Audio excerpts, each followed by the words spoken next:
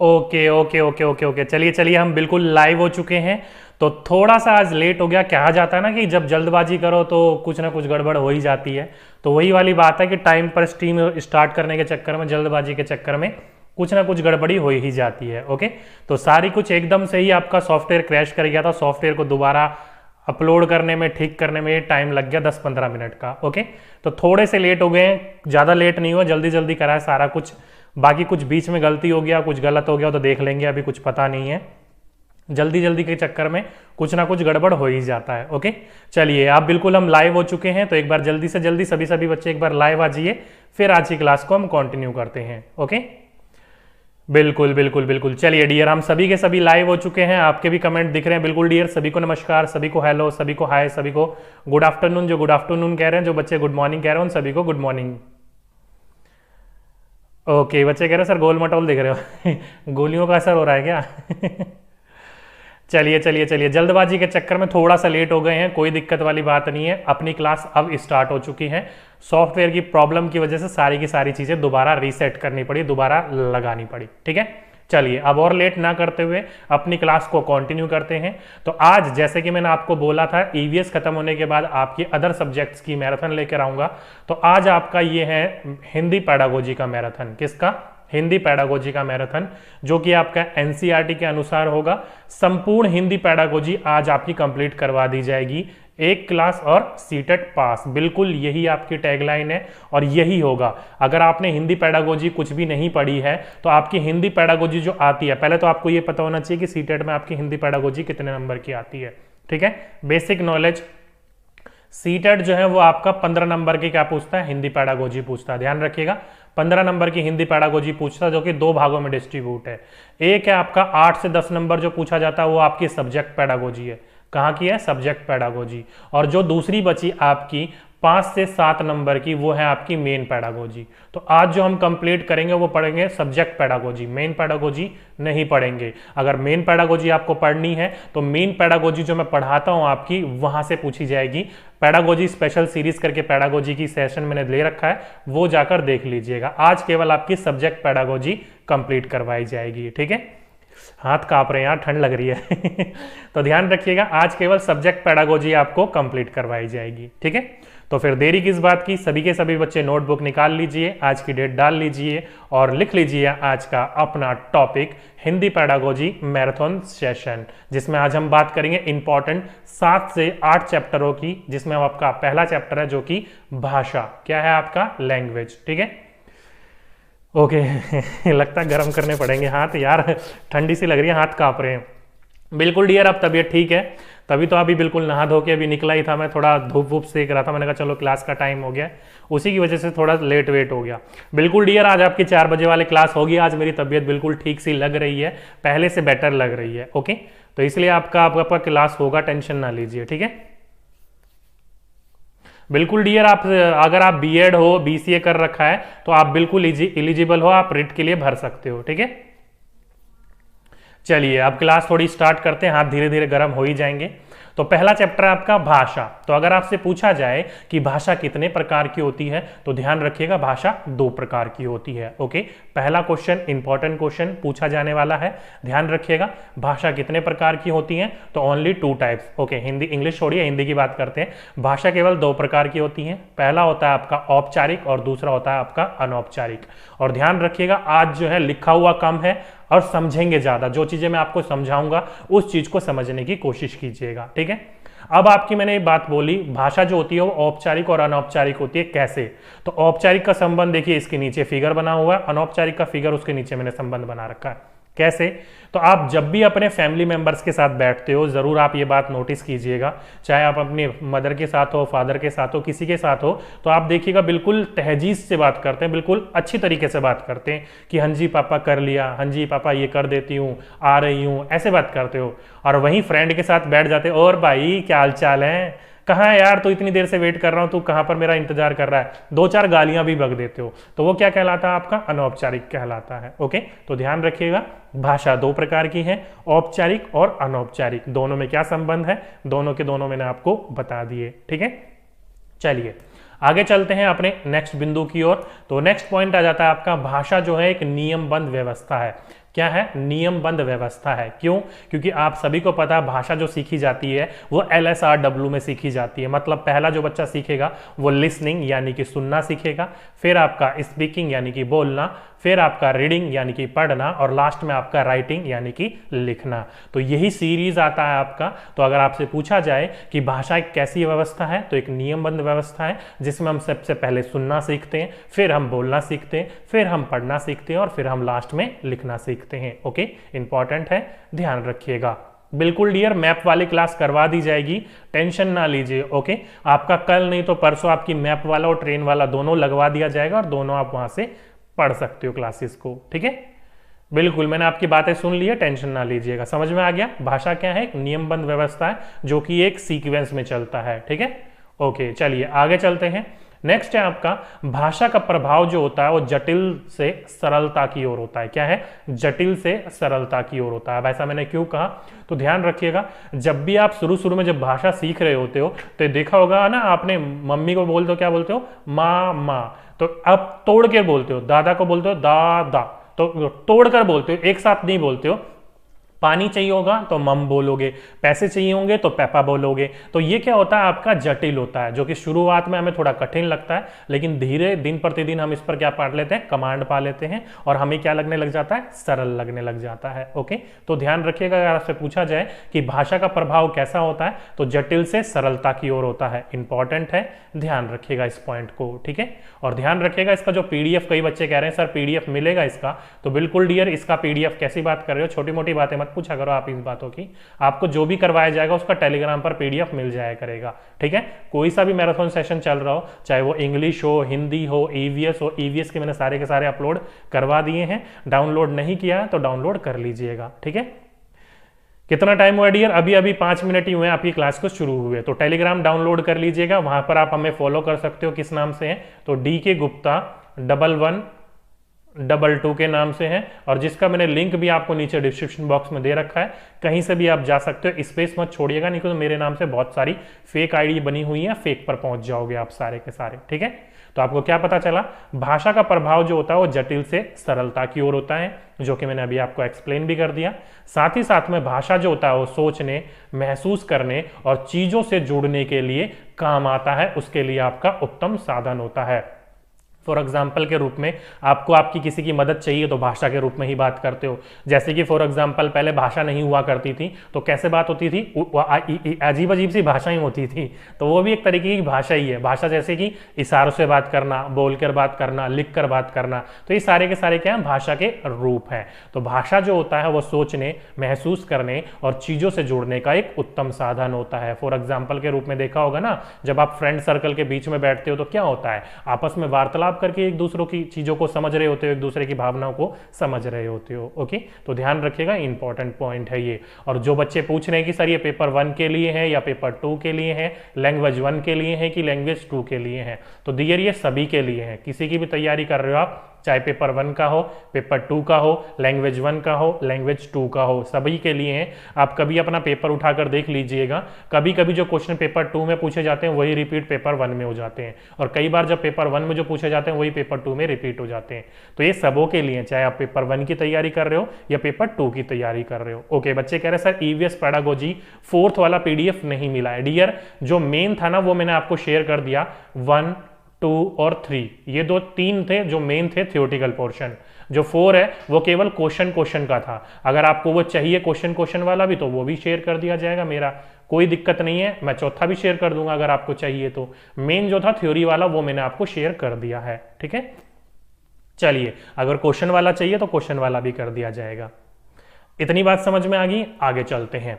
आगे बात करें तो अगर आपसे पूछा जाए कि सर्वप्रथम या सर्वश्रेष्ठ कौन सा आपका माध्यम है भाषा के लिए, तो संप्रेषण। ध्यान रखिएगा, भाषा जो है वो संप्रेषण यानी कि आपस में वार्तालाप करने के लिए सबसे उत्तम, सबसे प्रथम माध्यम है। ओके, तो ध्यान रखिएगा, अगर आपसे पूछा जाए कि सर्वप्रथम माध्यम क्या है, तो वो है संप्रेषण। जैसे कि आप देख सकते हो नीचे मैंने आपका फिगर भी बना रखा है, एक टीचर जो है वो बच्चों से कैसे बात कर रही है, वो बातचीत कर रही है, संप्रेषण कर रही है। या आपस में जब आप खेलते हो, जब भी क्या करते हो, आपस में संप्रेषण ही कर रहे होते हो आप। ओके, तो ध्यान रखिएगा भाषा में सबसे प्रथम माध्यम जो होता है वो संप्रेषण होता है, आपस में बातचीत होती है। नेक्स्ट है भाषा अध्ययन में मुख्य तत्व उच्चारण की स्पष्टता है। इंपॉर्टेंट है, अगर आप उच्चारण में स्पष्टता रखोगे तो सामने वाला आपकी बात को समझ पाएगा और आप उसकी बातों को आप अपनी बातों को समझा पाओगे। तो अगर आपसे पूछा जाए कि भाषा अध्ययन में मुख्य तत्व क्या है, तो ध्यान रखिएगा उच्चारण की स्पष्टता है। ओके, इंपॉर्टेंट है, ध्यान रखिएगा इस पॉइंट को। ठीक है, ओके, सीता देवी कह रही है सर बिना पीडीएफ लिए हुए पास हो सकते हैं। डियर, मैंने कब कहा कि पीडीएफ लोगे तभी पास होगे? मैंने तो ये कहा ना कि आप जो मैं पढ़ा रहा हूं उसके नोट्स बना लीजिए।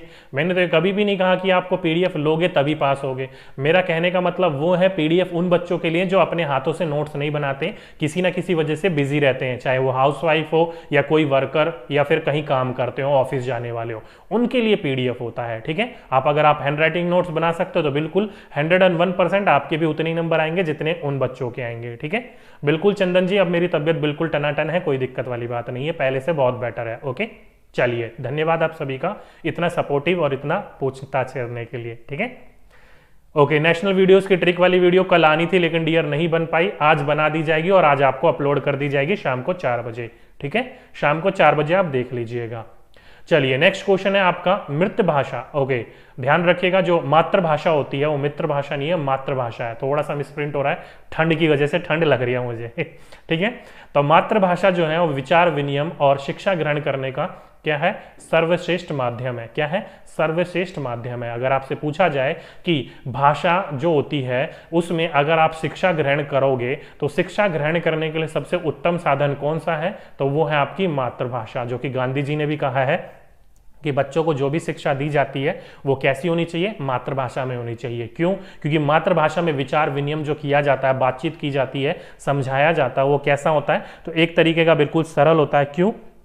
क्योंकि उसके ऊपर आपकी कमांड अच्छी होती है, आपने शुरू से उस चीज को समझा है, बोला है, अपने वातावरण में उसको इस्तेमाल किया है। इसलिए मातृभाषा जो होती है विचार विनिमय करने के लिए, शिक्षा ग्रहण करने के लिए सर्वसे श्रेष्ठ क्या होता है, आपका माध्यम होता है। ठीक है, इंपॉर्टेंट है, ध्यान रखिएगा।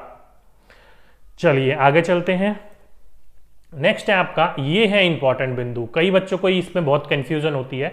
तो संयुक्त परिवार में ध्यान रखिएगा, जो कि कौन सा परिवार होता है, ज्वाइंट फैमिली होती है। संयुक्त परिवार में बच्चे का जो भाषा विकास होता है वो क्या होता है, बेटर होता है, अच्छा होता है। ऐसा क्यों है, तो आप सभी को पता है, जैसे कि मैंने 2 फैमिली नीचे बना रखी है इमेज में। एक है आपकी न्यूक्लियर फैमिली, यानी कि जो सिंगल होते हैं जिनमें माता पिता और उनके बच्चे होते हैं, और एक होता है आपका ज्वाइंट फैमिली जिसमें माता पिता, दादा दादी, चाचा चाची, भाभी भाभी सब होते हैं। तो वो आपका इन दोनों में से जो सबसे श्रेष्ठ माध्यम होगा बच्चे का विकास, वो ज्वाइंट फैमिली में होगा। क्यों? क्योंकि उस बच्चे को अपने माता पिता नहीं मिलेंगे, अगर वो जॉब चले गए तो बातचीत करने के लिए घर में बुजुर्ग तो है ही, दादा दादी तो है ही, या वो भी नहीं होंगे तो चाचा चाची होंगे, वो भी नहीं होंगे तो भाई भाभी होंगे, कोई ना कोई तो होगा ही जो कि बच्चे से क्या हो सके, बातचीत कर सके। तो बच्चे की जितना वो बातचीत करेगा उतना ही क्या होगा, उसका भाषा अच्छा होगा। लेकिन वहीं पर ही न्यूक्लियर फैमिली यानी कि जो सिंगल फैमिली होती है, माता पिता अगर दोनों ही काम करने वाले हुए तो बच्चे क्या करेंगे, अपना कमरे में जाकर या तो पढ़ लेंगे या फिर लैपटॉप वगैरह या टैब वगैरह में खोलकर गेम खेलने लग जाएंगे।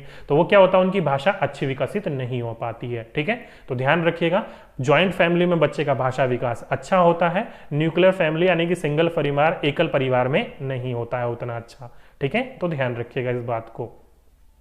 चलिए नेक्स्ट बिंदु है आपका, भाषा को ध्यान रखिएगा, इंपॉर्टेंट है कि भाषा को सीखने के लिए संबंध, भाषा का वातावरण होना। ध्यान रखिएगा, यहां पर मेन इंपॉर्टेंट बिंदु ये है कि अगर आप भाषा सीखते हो तो भाषा सीखने के लिए आपके पास भाषा का वातावरण होना अनिवार्य है। अब ये भाषा का वातावरण देखो, ज्वाइंट फैमिली में सबसे ज्यादा देखने को मिलता है। अगर यहां पर देखी जाए, फैमिली की बात छोड़ दी जाए, तो स्कूल में जब बच्चा जाता है तो वातावरण क्रिएट किया जाता है, वातावरण बनाया जाता है। तो अगर आपसे पूछा जाए कि भाषा सीखने के लिए क्या होना चाहिए, तो उसका वातावरण होना चाहिए, तभी बच्चा भाषा को अच्छी तरीके से सीख पाएगा। ओके, तो ध्यान रखिएगा इस पॉइंट को।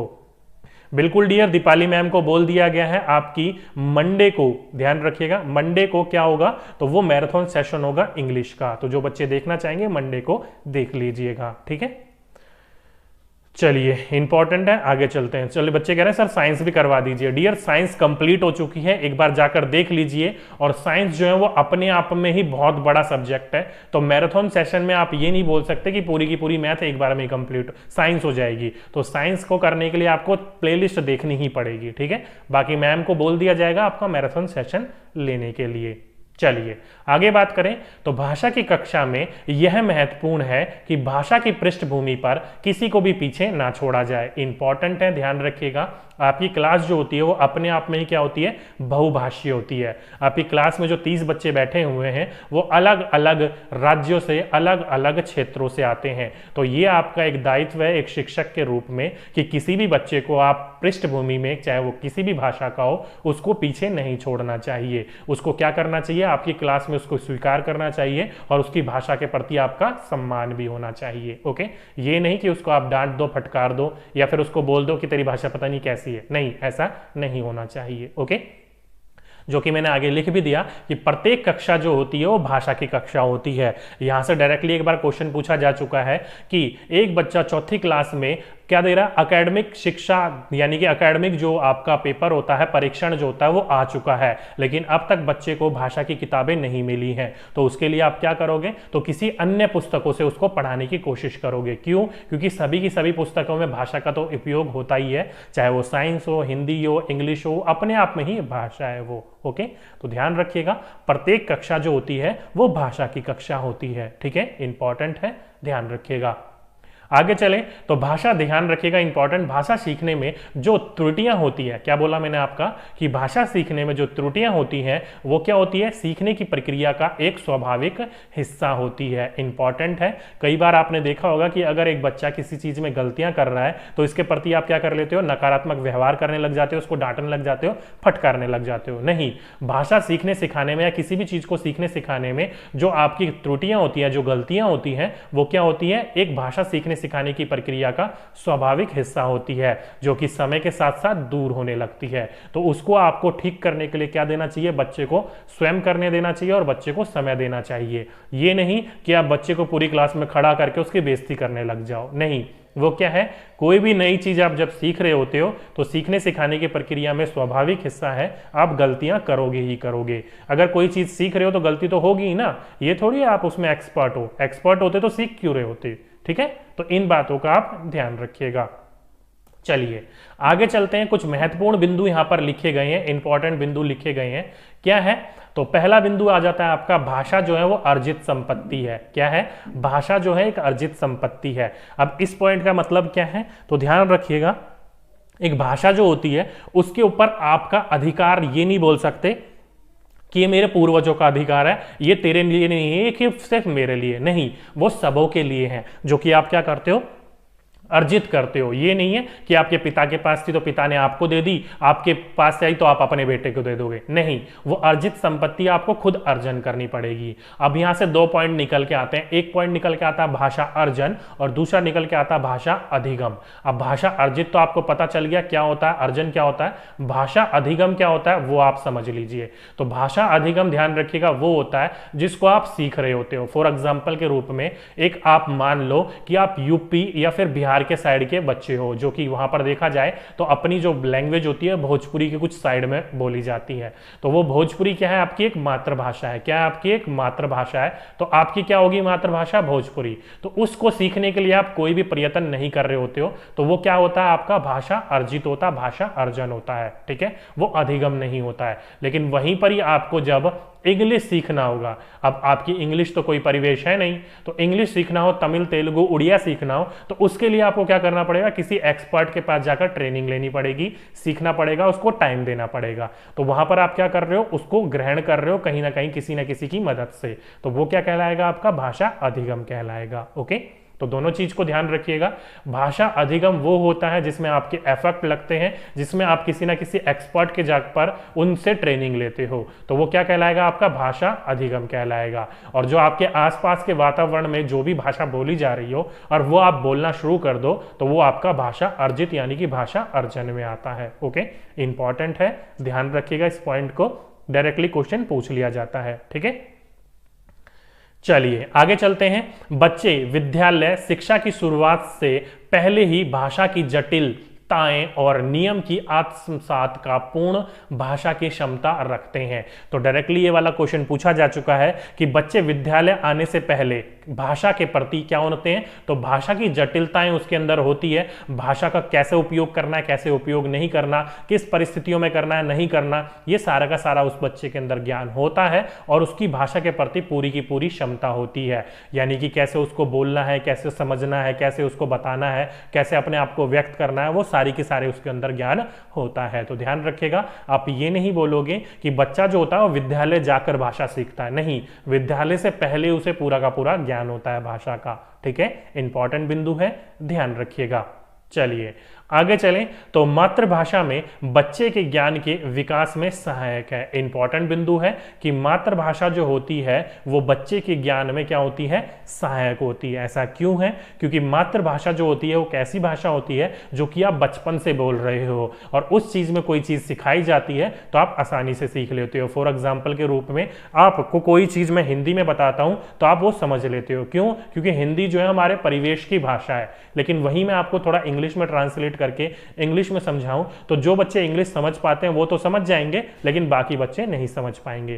क्यों? क्योंकि इंग्लिश जो है हमारी भाषा नहीं है, हमारी मातृभाषा नहीं है वो। इसलिए शिक्षा जब भी दी जाए वो कैसी दी जानी चाहिए, मातृभाषा में दी जानी चाहिए बच्चा, ताकि उसको अच्छी तरीके से सीख सके। ठीक है, चलिए आगे चलें। तो शिक्षक की स्वयं की भाषा प्रयोग की कुशलता बच्चों की भाषा प्रयोग के आदर्श रूप प्रस्तुत करती है। अब यहां पर ये बात क्या मैंने डाली है, तो यहां से बच्चे का नैतिक विकास होता है, साथ ही साथ में भाषा विकास होता है। फॉर एग्जाम्पल के रूप में आपका जो स्टूडेंट है वो आपको देखकर सीखता है, तो आपको अपनी भाषा पर क्या रखना चाहिए, सौंदर्यता रखनी चाहिए, सहजता रखनी चाहिए। ये नहीं कि आप बच्चों से गाली गलौज करके बात करो, तो ऐसे करोगे तो बच्चे भी उस चीज को सीखेंगे। इसलिए कहा जाता है कि भाषा जो होती है, टीचर की स्वयं की भाषा जो होती है वो बच्चों के लिए क्या करती है, आदर्श रूप प्रस्तुत करती है। क्या करती है? आदर्श रूप प्रस्तुत करती है। ओके, इंपॉर्टेंट बिंदु है, ध्यान रखिएगा। बबीता मुदगल जी, अभी भी आपको नहीं दिखाई दे रहा है तो ध्यान रखिएगा डियर, इससे बड़ा मैं नहीं करवा पाऊंगा। क्यों? क्योंकि ये जो है आपका फॉन्ट वो आपका दिख रहा है 28 में। कितने फॉन्ट में है? 28 में है। वैसे आपका नॉर्मल 20 में भी दिखाई दे जाता है, लेकिन मैंने 28 में फॉन्ट प्रिंट करवाया है ताकि बच्चों को साफ साफ क्लियर दिखाई दे। तो डियर अभी भी इतना नहीं दिखाई दे रहा है तो आप अपने फोन को क्या करो, लैंडस्केप मोड में डाल लो। कैसे डाल लो? ऐसे लैंडस्केप मोड में डाल लो। आपने ऐसे रख रखा होगा, नीचे आप कमेंट पढ़ रहे होगे और ऊपर पढ़ रहे होगे, तो लैंडस्केप में मोड डालो, कमेंट को पढ़ना बंद करो। कमेंट में मेरा वैसे भी ध्यान नहीं है, आज जो होगा मैराथन सेशन में समझाने पर ज्यादा ध्यान रहता है मेरा। ठीक है, तो ध्यान रखिएगा, उसको लैंडस्केप मोड में डाल लीजिए। यहां तक आपको समझ में आ गया? चलिए, तो यहां तक समझ में आ गया, आगे चलते हैं आपके कुछ इंपॉर्टेंट क्वेश्चन के ऊपर। तो पहला क्वेश्चन आपकी स्क्रीन के ऊपर पढ़ो और बताओ, जो भी मैंने आपको अभी समझाया वहीं से ही कुछ क्वेश्चन है। कैसे एग्जाम में क्वेश्चन पूछे जाते हैं आपको पता होना चाहिए। पहला क्वेश्चन, भाषा शिक्षण में अनिवार्य है। तो भाषा शिक्षण में क्या अनिवार्य है? विशेष आवश्यकता वाले बच्चों के साथ भिन्न व्यवहार। नहीं डियर, कोई विशेष आवश्यकता वाला है तो उस पर आपके भिन्न व्यवहार करोगे? नहीं, सबों के लिए आपको समान करना है। ठीक है, ये नहीं कि किसी को आप पीछे छोड़ दो और किसी पर ज्यादा ध्यान दो। आगे बोल रखा है वर्तनी संबंधित गृह कार्य। नहीं डियर, जो भी सिखाना है आपको भाषा वो विद्यालय में सिखाना है, गृह कार्य के ऊपर फोकस नहीं रखना है। मानक भाषा के ऊपर बल, ये भी गलत है कि मानक भाषा के ऊपर बल, मानक भाषा के साथ साथ मातृभाषा के ऊपर भी बल दे सकते हो आप। और समग्रतावादी दृष्टिकोण, बच्चे का ऑल ओवर डेवलपमेंट करना है। क्या करना है आपको? ऑल ओवर डेवलपमेंट करना है, समग्रतावादी दृष्टिकोण देखना है। जिस बच्चे की जैसी आवश्यकता होगी, जैसी रुचि होगी, जैसा बच्चा सीख सकता है उसी प्रकार से हमें आपको सिखाना है। ठीक है, बिल्कुल फोर्थ ऑप्शन जिस बच्चों ने लगाया बिल्कुल सही आंसर लगाया। ठीक है, चलिए आगे चलते हैं। भाषा शिक्षक का दायित्व है, यानी कि आप एक टीचर हो लैंग्वेज के, आपका क्या दायित्व है? पहला, सभी बच्चों को समान रूप से गृह कार्य देना। नहीं, ये आपका मेन पेडागोजी का क्वेश्चन है। मैंने आपको बोल रखा है कि सभी बच्चों को रुचि, अरुचि, आवश्यकता, अनावश्यकता उसके अनुसार गृह कार्य दिया जाता है, एक ही जैसा नहीं दिया जाता। ठीक है, सभी बच्चों में भाषा प्रयोग की एक समानता कुशलता विकसित करें। डियर, ये देखो आपका जो पूछा गया है कि क्या करना, एक समान कुशलताओं का विकास करें। ये हो भी सकता है और नहीं भी हो सकता। सकता है। क्यों हो सकता है, अभी मैं आपको एक्सप्लेन करता हूं। देखिए, आप सभी के सभी बच्चों में एक समान कुशलताओं विकसित नहीं कर सकते। क्यों? क्योंकि कई बच्चों की कुशलता अलग होती है, कई बच्चे की कुशलता अलग नहीं होती है, कुछ बच्चे की स्किल अलग होती है, कुछ बच्चे की स्किल नहीं होती है। तो ये हो भी सकता है, नहीं भी हो सकता है, रख लीजिए। लेकिन मेन दायित्व तो ये है कि आपको सभी को एक समान ट्रीट करना, ये नहीं किसी पर ज्यादा ध्यान देना, किसी पर समान कम ध्यान देना। तो ये हो सकता है। आगे देखते हैं, चलिए। सभी बच्चों के समान रूप से प्रश्न पूछे जाएं, बिल्कुल गलत है कि समान रूप से प्रश्न पूछे जाएं। अभी मैंने आपको बोला रुचि अरुचि के अनुसार से देखा जाता है। ओके, नेक्स्ट है आपका सभी बच्चों की सहज भाष्य क्षमता को पहचाने। लीजिए, देखो, ये आपका नेगेटिव पॉजिटिव है और ये आपका केवल पॉजिटिव पॉजिटिव है। क्यों? क्योंकि बच्चे की जो पृष्ठभूमि है, जो बच्चे की भाष्य क्षमता है, उसको पहचानना है और उसके अनुसार आपको शिक्षा देनी है बच्चों को। ध्यान रखिएगा, बच्चे की सहज भाष्य क्षमता, जो उसकी क्षमता है, जो उसकी आवश्यकता, जो उसकी रुचि है, उसको आपको पहचानना है और उसके अनुसार आपको शिक्षा देनी है। इसलिए मैंने आपको बोला था इस चीज को देखना है। ये नेगेटिव पॉजिटिव दोनों था और ये पॉजिटिव पॉजिटिव ही है, तो हमें बेस्ट ऑप्शन चुनना है, इसलिए फोर्थ इसका बिल्कुल सही आंसर था। ठीक है, चलिए आगे चलते हैं। भाषा के बारे में कौन सा कथन उचित है? तो जल्दी से बताइए, भाषा के बारे में कौन सा उचित है? भाषा जो होता है व्याकरण का, कभी भी व्याकरण की तो बात आती नहीं है, उसके अनुसरण की तो कभी आती नहीं है। बच्चे को शुरू में पता ही नहीं होता व्याकरण होता क्या है, बस वो इस्तेमाल करना जानता है। ओके, भाषा और बोली में कभी भी कोई संबंध नहीं होता है, बिल्कुल गलत है। भाषा और बोली में संबंध ऐसी बात नहीं है, कई जगह पर जो होता है और कहीं पर नहीं होता है। नेक्स्ट है, ओके, ऑप्शन नंबर फोर्थ पे आ जाइए, बाकी मत पढ़िए। भाषा जो है एक नियमबद्ध व्यवस्था है, LSRW, याद है? LSRW, ये मैंने आपको पढ़ाया था अभी, एक नियमबद्ध व्यवस्था है। तो ऑप्शन नंबर डी देखते ही लगाइए और आगे की ओर खिसक जाइए, टाइम हमें वेस्ट नहीं करना है। ठीक है, चलिए आगे चलते हैं। विद्यालय आने से पूर्व बच्चे के पास, अब विद्यालय आने से पूर्व बच्चे के पास क्या होती है? अपने भाषा के ऊपर पूरा का पूरा कंट्रोल होता है। तो क्या होता है? अपनी भाषा पर संपूर्ण बाल साहित्य 5000 या 5000 शब्द या वाक्य, तो ऑप्शन नंबर डी, अपनी भाषा की जटिल और समृद्ध संरचनाएं उसके अंदर होती हैं। ये नहीं कि विद्यालय के आकर ही वो सारी की सारी चीजें सीखता है, नहीं डियर, बिल्कुल ऑप्शन नंबर फोर्थ जिस जिस बच्चों ने लगाया बिल्कुल सही लगाया। ठीक है, चलिए नेक्स्ट है आपका, किस तरह के परिवेश में बच्चों में किस तरह के परिवेश में बच्चों का भाषा विकास अपेक्षाकृत बेहतर होता है? कहने का मतलब है कौन सा परिवेश ऐसा है जहां पर बच्चे का भाषा विकास अच्छा होगा, बेहतर होगा? पहला, संयुक्त परिवार, जहां परिवार के सभी सदस्य बच्चों के साथ निरंतर अंतरक्रिया करते रहें और आगे पढ़ने की जरूरत नहीं है। मैं आपको पहले ही बता चुका हूं, संयुक्त परिवार, ज्वाइंट फैमिली में बच्चे का भाषा विकास अच्छा होता है, बेटर होता है। क्यों? क्योंकि भाषा सीखने सिखाने के लिए कोई ना कोई उसके पास उपस्थित रहता ही रहता है। ओके, तो ऑप्शन नंबर ए जिस जिस बच्चों ने लगाया सही लगाया।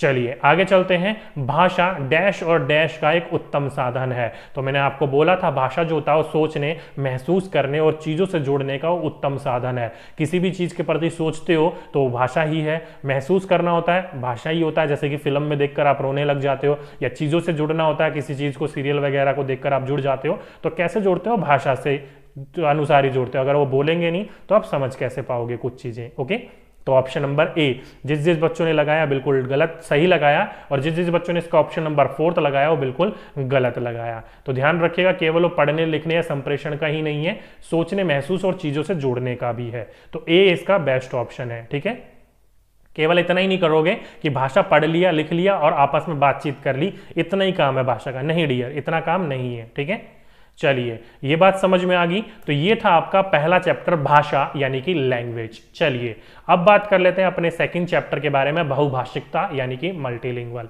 पहले आप मुझे ये बताइए कि पहले चैप्टर में से आपको सारी चीजें समझ में आई कि नहीं आई? किसी बच्चे को नहीं आई तो कौन सी चीज नहीं आई बता दीजिए, आपको रिपीट कर दी जाएगी और सेकंड चैप्टर पर फिर चलते हैं हम अपने। ओके।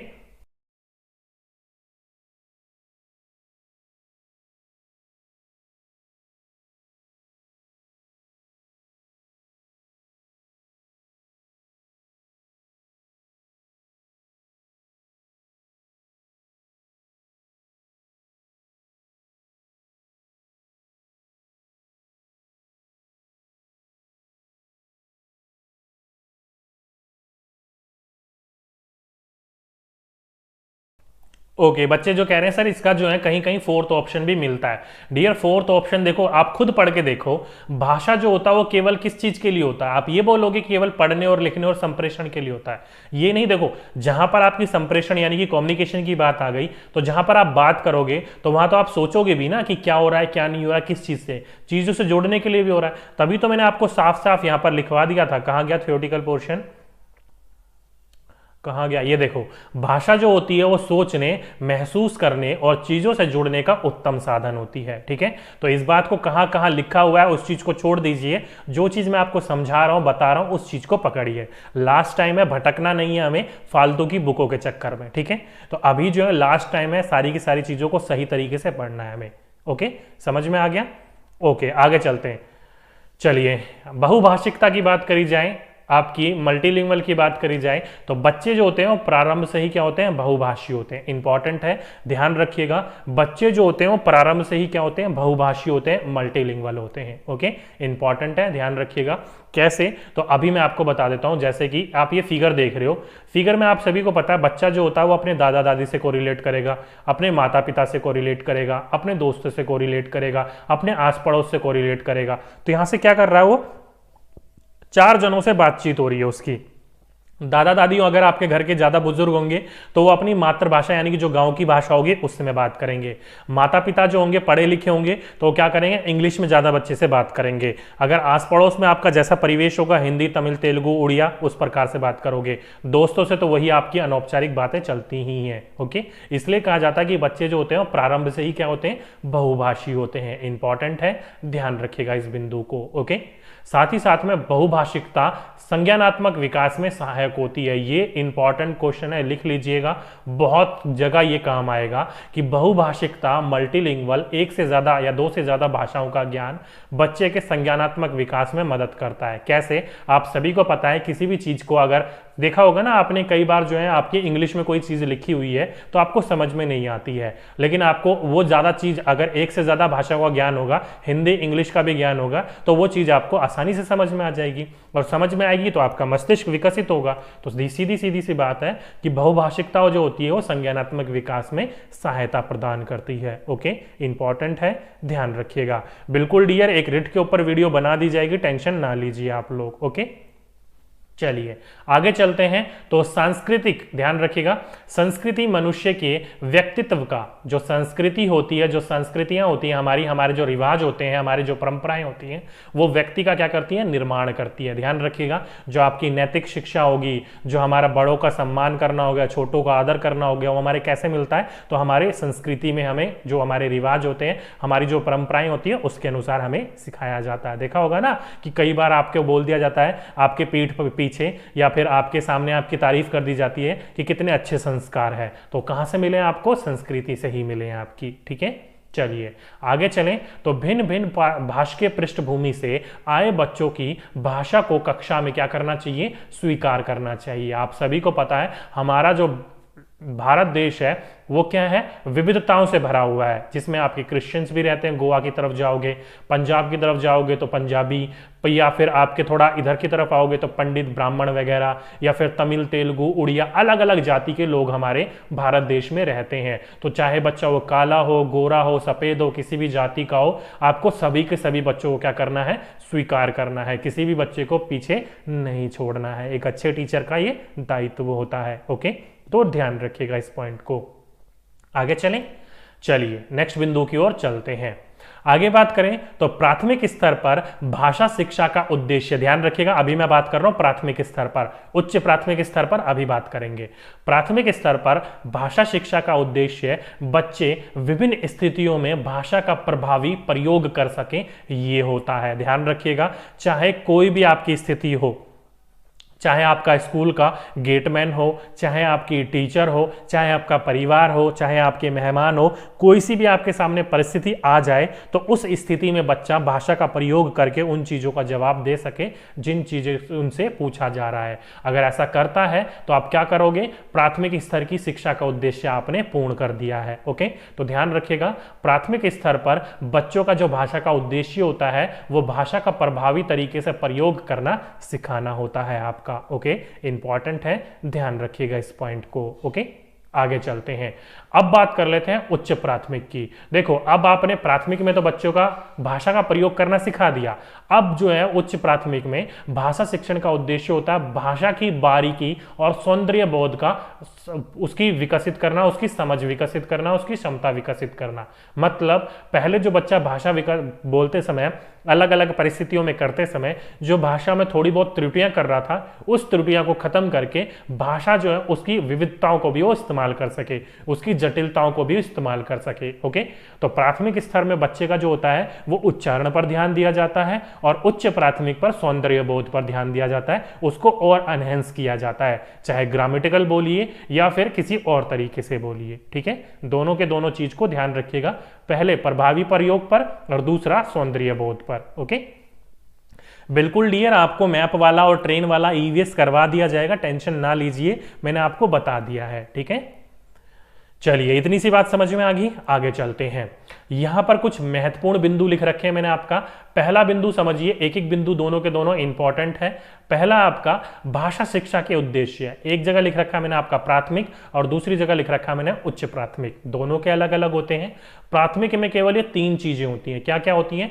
ज्ञानात्मक, कौशलात्मक और अभिव्यक्त्यात्मक। ओके, केवल ये 3 चीज होती है। बच्चे का ज्ञान का निर्माण करना होता है ज्ञानात्मक उद्देश्य के द्वारा, कौशलों का विकास होता है कौशलात्मक उद्देश्य के द्वारा, किसी भी परिस्थिति में अपने आप को व्यक्त कर सके अभिव्यक्त्यात्मक उद्देश्य। ये 3 उद्देश्य होते हैं आपके प्राथमिक में। बस उच्च प्राथमिक में आपका एक और चीज जुड़ जाता है, वो क्या है? देखो ज्ञानात्मक तो है ही, कौशलात्मक भी है और अभिव्यक्त्यात्मक भी है, लेकिन सृजनात्मक और जुड़ जाता है। अभी मैंने आपको बोला सौंदर्य बोध का बच्चे का विकास करना होता है, तो वो कैसा होगा? सृजनात्मक के द्वारा ही होगा। ओके, तो ध्यान रखिएगा, ये 4 चीजें आ जाती हैं उच्च प्राथमिक में और प्राथमिक में आ जाती हैं आपकी 3 चीजें।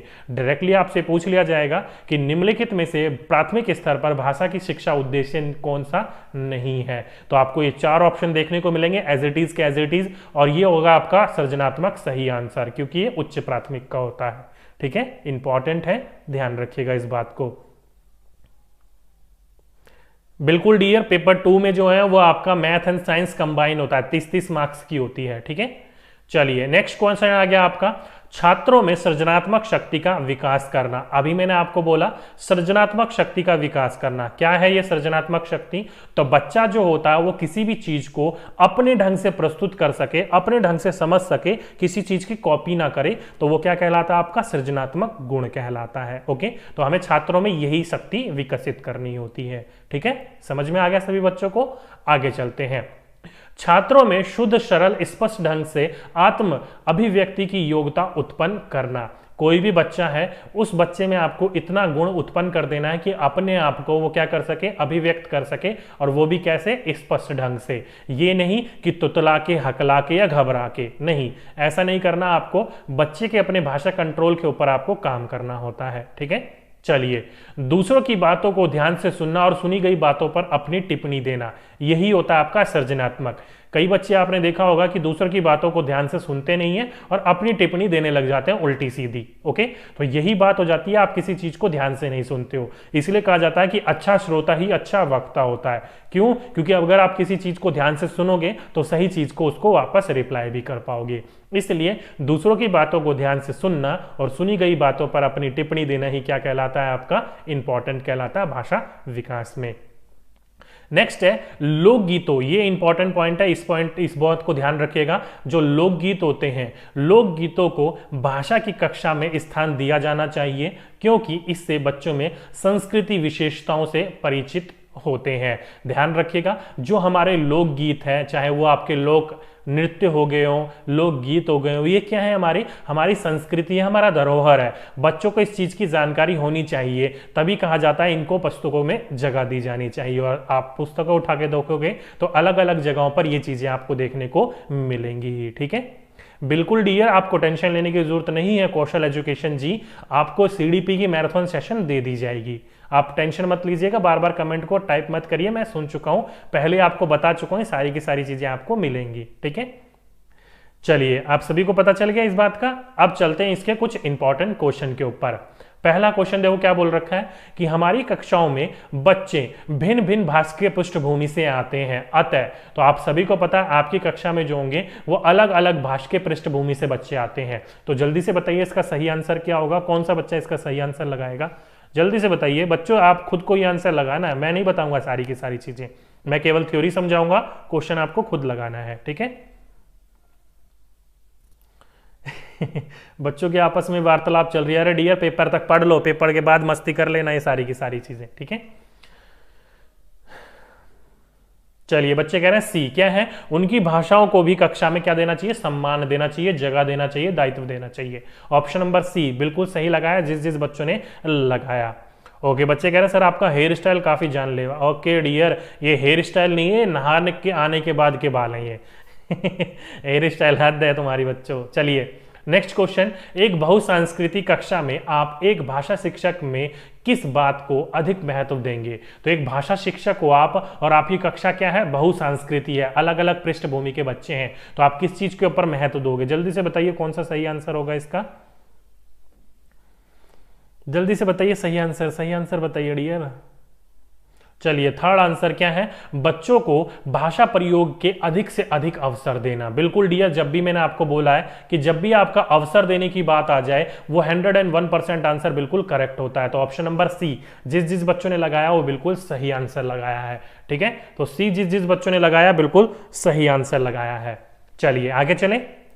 चलिए नेक्स्ट क्वेश्चन आ जाता है आपका, एक से अधिक भाषाओं का प्रयोग। क्या बोल रखा है आपका, एक से अधिक भाषाओं का प्रयोग क्या होता है? जल्दी से बताइए सही आंसर क्या होगा इसका, कौन सा बच्चा इसका सही आंसर बताएगा?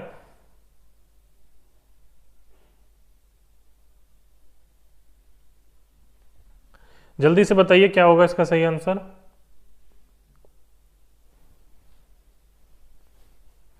चलिए बच्चे कह रहे हैं सी संज्ञानात्मक। बिल्कुल डियर, मैंने अभी अभी आपको बताया था कि एक से अधिक भाषाओं का इस्तेमाल जब करता है बच्चा, बहुभाषीय होता है, तो उसका संज्ञानात्मक विकास क्या होता है, बेटर होता है। तो ऑप्शन नंबर सी जिस जिस बच्चों ने लगाया बिल्कुल सही आंसर लगाया।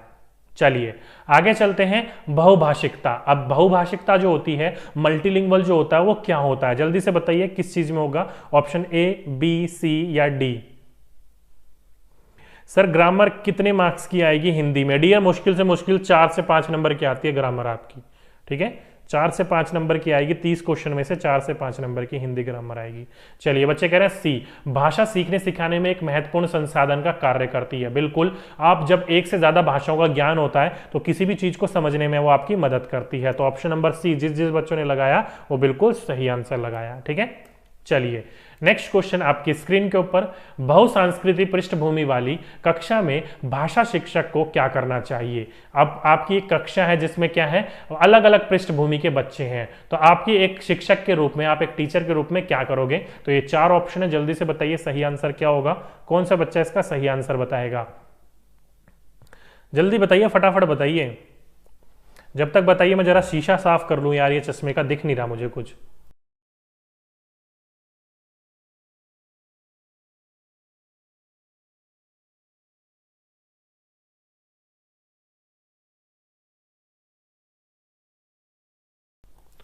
ओके बच्चे कह रहे हैं सी सी सी सी सी सी और डी। क्या है डी और सी, देख लेते हैं। बहुसांस्कृतिक पृष्ठभूमि वाली कक्षाओं में भाषा शिक्षक का क्या कार्य होगा या क्या करना चाहिए? तो आपका तीसरा ऑप्शन है अभिव्यक्त्यात्मक कौशलों पर ही बल देना चाहिए, परस्पर बातचीत करने के अधिक से अधिक अवसर देने चाहिए। तो डियर ऑप्शन नंबर डी, जिस जिस बच्चों ने इसका ऑप्शन नंबर डी लगाया है वो बिल्कुल सही के सही लगाए हैं। ओके, डी इसका बिल्कुल सही आंसर होगा, सी गलत है। ध्यान रखिएगा, केवल आप अभिव्यक्त्यात्मक अपने आप को व्यक्त करने पर ही बल नहीं दोगे, हर चीज के ऊपर बल दोगे। ओके, तो ध्यान रखिएगा इस चीज को। चलिए आगे चलते हैं। आगे जाने से पहले आप मुझे बताइए ये वाला चैप्टर समझ में आया कि नहीं आया? किसी बच्चे को नहीं आया तो पूछ सकते हो क्या नहीं आया, नहीं तो अगले चैप्टर पे फिर चलेंगे। जल्दी से बताइए किसी बच्चे को कुछ समझ में आया कि नहीं आया? किसी बच्चे को कोई दिक्कत है तो पूछ सकते हो, नहीं तो कोई बात नहीं, हम नेक्स्ट चैप्टर पे चलते हैं।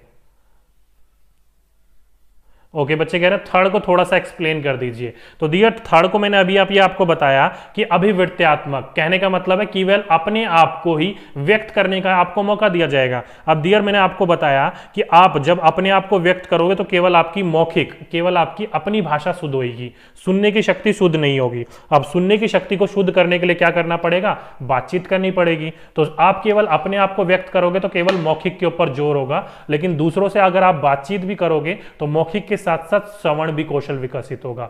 इसलिए कहा जाता है कि मौखिक के साथ साथ क्या होना चाहिए आपका, वो बातचीत भी होनी चाहिए। ठीक है, बातचीत में आप सुनोगे भी और बोलोगे भी तो वो बेटर माना जाएगा। ठीक है, चलिए बच्चे कह रहे हैं फर्स्ट क्वेश्चन फिर से, चलिए फर्स्ट क्वेश्चन देख लेते हैं क्या था। हमारी कक्षाओं में बच्चे भिन्न भिन्न भाषा की पृष्ठभूमि से आते हैं, तो उनकी भाषाओं को देखो, अलग अलग भाषा की पृष्ठभूमि से हैं, उनकी भाषाएं अलग अलग होगी, तो सभी की सभी बच्चों को हमें सम्मान देना चाहिए कक्षा में। तो सही तो है, क्या दिक्कत है डियर इसमें, इतना सा छोटा सा तो क्वेश्चन ही था ये। चलिए आगे चलते हैं। नेक्स्ट चैप्टर आ जाता है आपका भाषा का विकास। अब ये भाषा का विकास क्या है, तो कहने का मतलब है अलग अलग साइकोलॉजिस्ट ने जो अलग अलग थ्योरी दी थी वो है। ठीक है, तो पहला आ जाता है आपका नॉम चोम्स्की का कि बच्चे भाषा सीखने की क्षमता, ध्यान रखिएगा नॉम चोम्स्की जो थे वो कहते थे कि भाषा जो है वो बच्चे सीखने की क्षमता के साथ पैदा होते हैं, यानी कि भाषा जो होती है वो क्या होती है, जन्मजात होती है। ये किसने कहा था, तो ये जो है वो नॉम चोम्स्की महाराज हैं, इन्होंने कहा था कि बच्चे के अंदर जन्मजात क्षमता होती है बच्चे को भाषा सीखने की। आप ये नहीं बोलते कि वो वातावरण में आकर सीखता है, अंतरक्रिया के द्वारा सीखता है, अनुकरण के द्वारा सीखता है। ये कहते हैं कि जन्मजात उसके अंदर ये क्षमता थी इसलिए वो सीख पाया। इसलिए इस बात का ध्यान रखिएगा, किसने कही है, ये नॉम चोम्स्की ने कहा है। ठीक है, चलिए नेक्स्ट बिंदु आपका भाषा मस्तिष्क का, ध्यान रखिएगा भाषा मस्तिष्क का विकास है। क्यों, क्योंकि आप सभी को पता है कि किसी भी चीज को अगर आप सीखते हो बोलना तो आप अपनी बात को सामने वाले को प्रकट कर पाओगे और सामने वाले की बात आप समझ पाओगे। फॉर एग्जाम्पल के रूप में इसके पिताजी देखो इसको छोड़ के जा रहे थे, तो इसने पूछा कि पापा जा रहे हो, कहाँ जा रहे हो, तो इसके पिताजी बेचारा परेशान हो गए, क्या बताऊं यार, अगर कुछ झूठ बोला सच बता दिया तो इसको भी ले जाना पड़ जाएगा। कई बार होता है ना पापा और बेटे के बीच में, ओके, तो वही वाली बात होगी। तो पूछ लिया इसने, तो यहां पर क्या हो रहा है, बच्चे के मस्तिष्क का विकास हो रहा है। ठीक है, साथ ही साथ में व्यवहारिक या फिर अनौपचारिक व्याकरण का विकास चोम्स्की ने किया। ध्यान रखिएगा ये बहुत इंपॉर्टेंट है। अनौपचारिक व्याकरण पहले होता क्या है, पहले ये समझिए। देखिए यहां पर इसने पूछा लड़के ने कि पापा जा रहे हो, कहां जा रही हो, यहां पर इसने अपनी मम्मी से पूछा कि मम्मा कहां जा रही हो। तो देखो यहां पर पूछ रहा है ये कहां जा रही हो और यहां पर पूछ रहा है ये कहां जा रहे हो। तो दोनों चीज को, इस बात को ध्यान रखिएगा, एक में इसने पूछा स्त्रीलिंग का इस्तेमाल करके रही हो और एक में पूछा इसने रहे हो। लेकिन इस बच्चे से पूछोगे इसने क्या इस्तेमाल करा तो इसको नहीं पता होगा। इसी चीज को कहा जाता है अनौपचारिक व्याकरण। बच्चे के मन में तो है वो व्याकरण, उसके व्यवहार में है, उसका व्यवहारिक है ये, लेकिन उस बच्चे को पता नहीं है कि उसने स्त्रीलिंग पुल्लिंग का इस्तेमाल करा है। ठीक है, तो इसका विकास किसने करा था, तो इसका विकास भी चोम्स्की ने ही करा था। ओके, पूछा जाए क्वेश्चन तो ध्यान रखिएगा। चलिए आगे चलें, तो नेक्स्ट बिंदु आ जाता है आपका भाषा अनुकरण के माध्यम से सीखी जाती है। ये किसने कहा था, तो ये जीन पियाजे ने कहा था। किसने कहा था, तो जीन पियाजेट ने कहा था कि भाषा जो है वो अनुकरण के माध्यम से सीखी जाती है, अंतरक्रिया के द्वारा, सॉरी इकोसेंट्रिज्म के द्वारा, अहम केंद्रिता के द्वारा सीखी जाती है। ओके, तो ध्यान रखिएगा भाषा अनुकरण के माध्यम से या अहम केंद्रिता के माध्यम से कुछ भी देखने को मिले तो किसने कहा है, जीन पियाजे ने कहा है। और जीन पियाजे किस चीज के ऊपर बल देते थे, तो विचार के ऊपर बल देते थे। किसके ऊपर, थॉट्स के ऊपर बल देते थे ये। ठीक है, इंपॉर्टेंट है, ध्यान रखिएगा। चलिए आगे चलें, तो भाषा के सामाजिक अर्थात सामाजिक अंतरक्रिया स्वरूप पर बल देने के किसने फोकस करा था, तो ये ली वाइगोस्की ने कहा था। किसने कहा था, तो इन्होंने ये कहा था कि बच्चे जो होते हैं वो समाज के साथ अंतरक्रिया करके बेहतर सीखते हैं, अपनी भाषा बेहतर समझ पाते हैं। जैसे कि स्कूल में टीचर्स के साथ, बच्चों के साथ और घर पर अपने परिवार और दोस्तों के साथ। तो अगर आपसे पूछा जाए कि अंतरक्रिया के द्वारा भाषा सीखता है, किसने कहा था, तो ये कहा था ली वाइगोस्की ने। ओके, अंतरक्रिया साथ ही साथ में अंतर्वाक यानी कि अपने आप से बात करना। तो कुछ भी देखने को मिले तो ध्यान रखिएगा ये दोनों के दोनों किसने कहा था, ये ली वाइगोस्की ने ही कहा था। ओके, इंपॉर्टेंट है, ध्यान रखिएगा।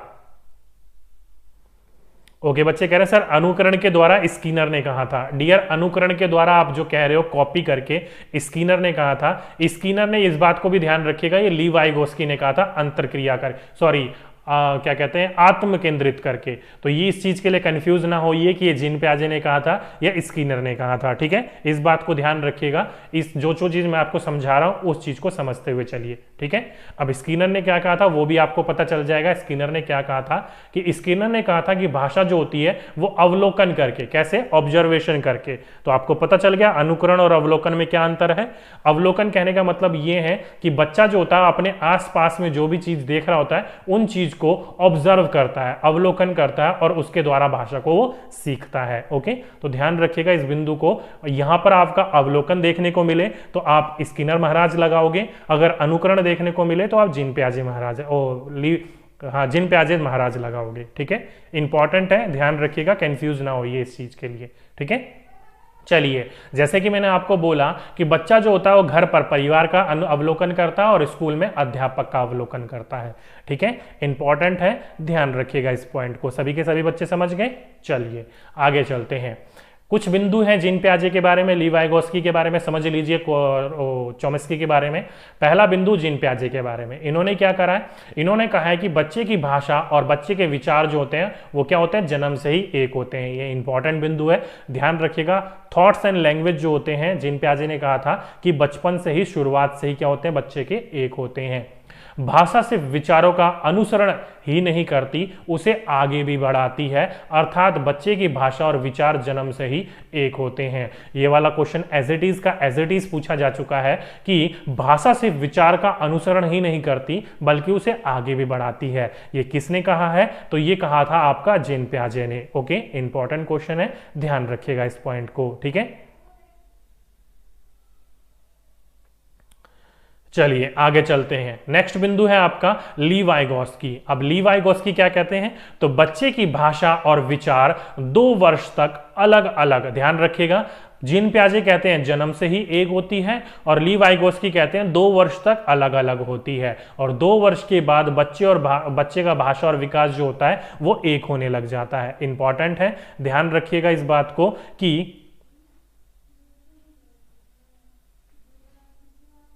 ओके, ये भी बात ध्यान रखिएगा कि बच्चे जो होते हैं वो भाषा और विचार 2 वर्ष तक अलग अलग होते हैं और 2 वर्ष के बाद जो होते हैं वो एक होने लग जाते हैं। ओके, कई बच्चे कह रहे हैं कि सर हमने ना एक बुक में पढ़ा था, वहां पर जो है वो कह रखा था कि स्किनर जो है वो उनके द्वारा अनुकरण करके सीखता है। तो देखो, मैंने अभी आपको बोला 2 चीजें ध्यान रखिएगा। पहली बात, यहां पर बच्चा जो है वो अवलोकन करके सीख रहा है। क्या है, अवलोकन करके सीख रहा है। अगर जीन पियाजे का पूछा जाएगा तो उसमें अहम केंद्रिता दी जाएगी और स्किनर का पूछा जाएगा तो अवलोकन करा जाएगा। और आप सभी को पता है, जब आप किसी चीज का अवलोकन कर रहे होते हो, कोई बोल रहा होता है और आप उसको सुन रहे होते हो, तो एक तरीके से कॉपी तो कर रहे होते हो, अनुकरण ही तो कर रहे होते हो, तो वो भी एक तरीके का अनुकरण है। वो भी बात सही कह रहे हो आप कि वो स्किनर ने कहा है, वो मैं गलत नहीं कह रहा। बस इस बात का ध्यान रखिएगा, अहम केंद्रिता जो होती है, अपने आप से सेल्फ टॉक जो होता है, वो जीन पियाजे ने कहा है, ठीक है। चलिए आगे चलते हैं। इतनी सी बात समझ में आ गई आप सभी को।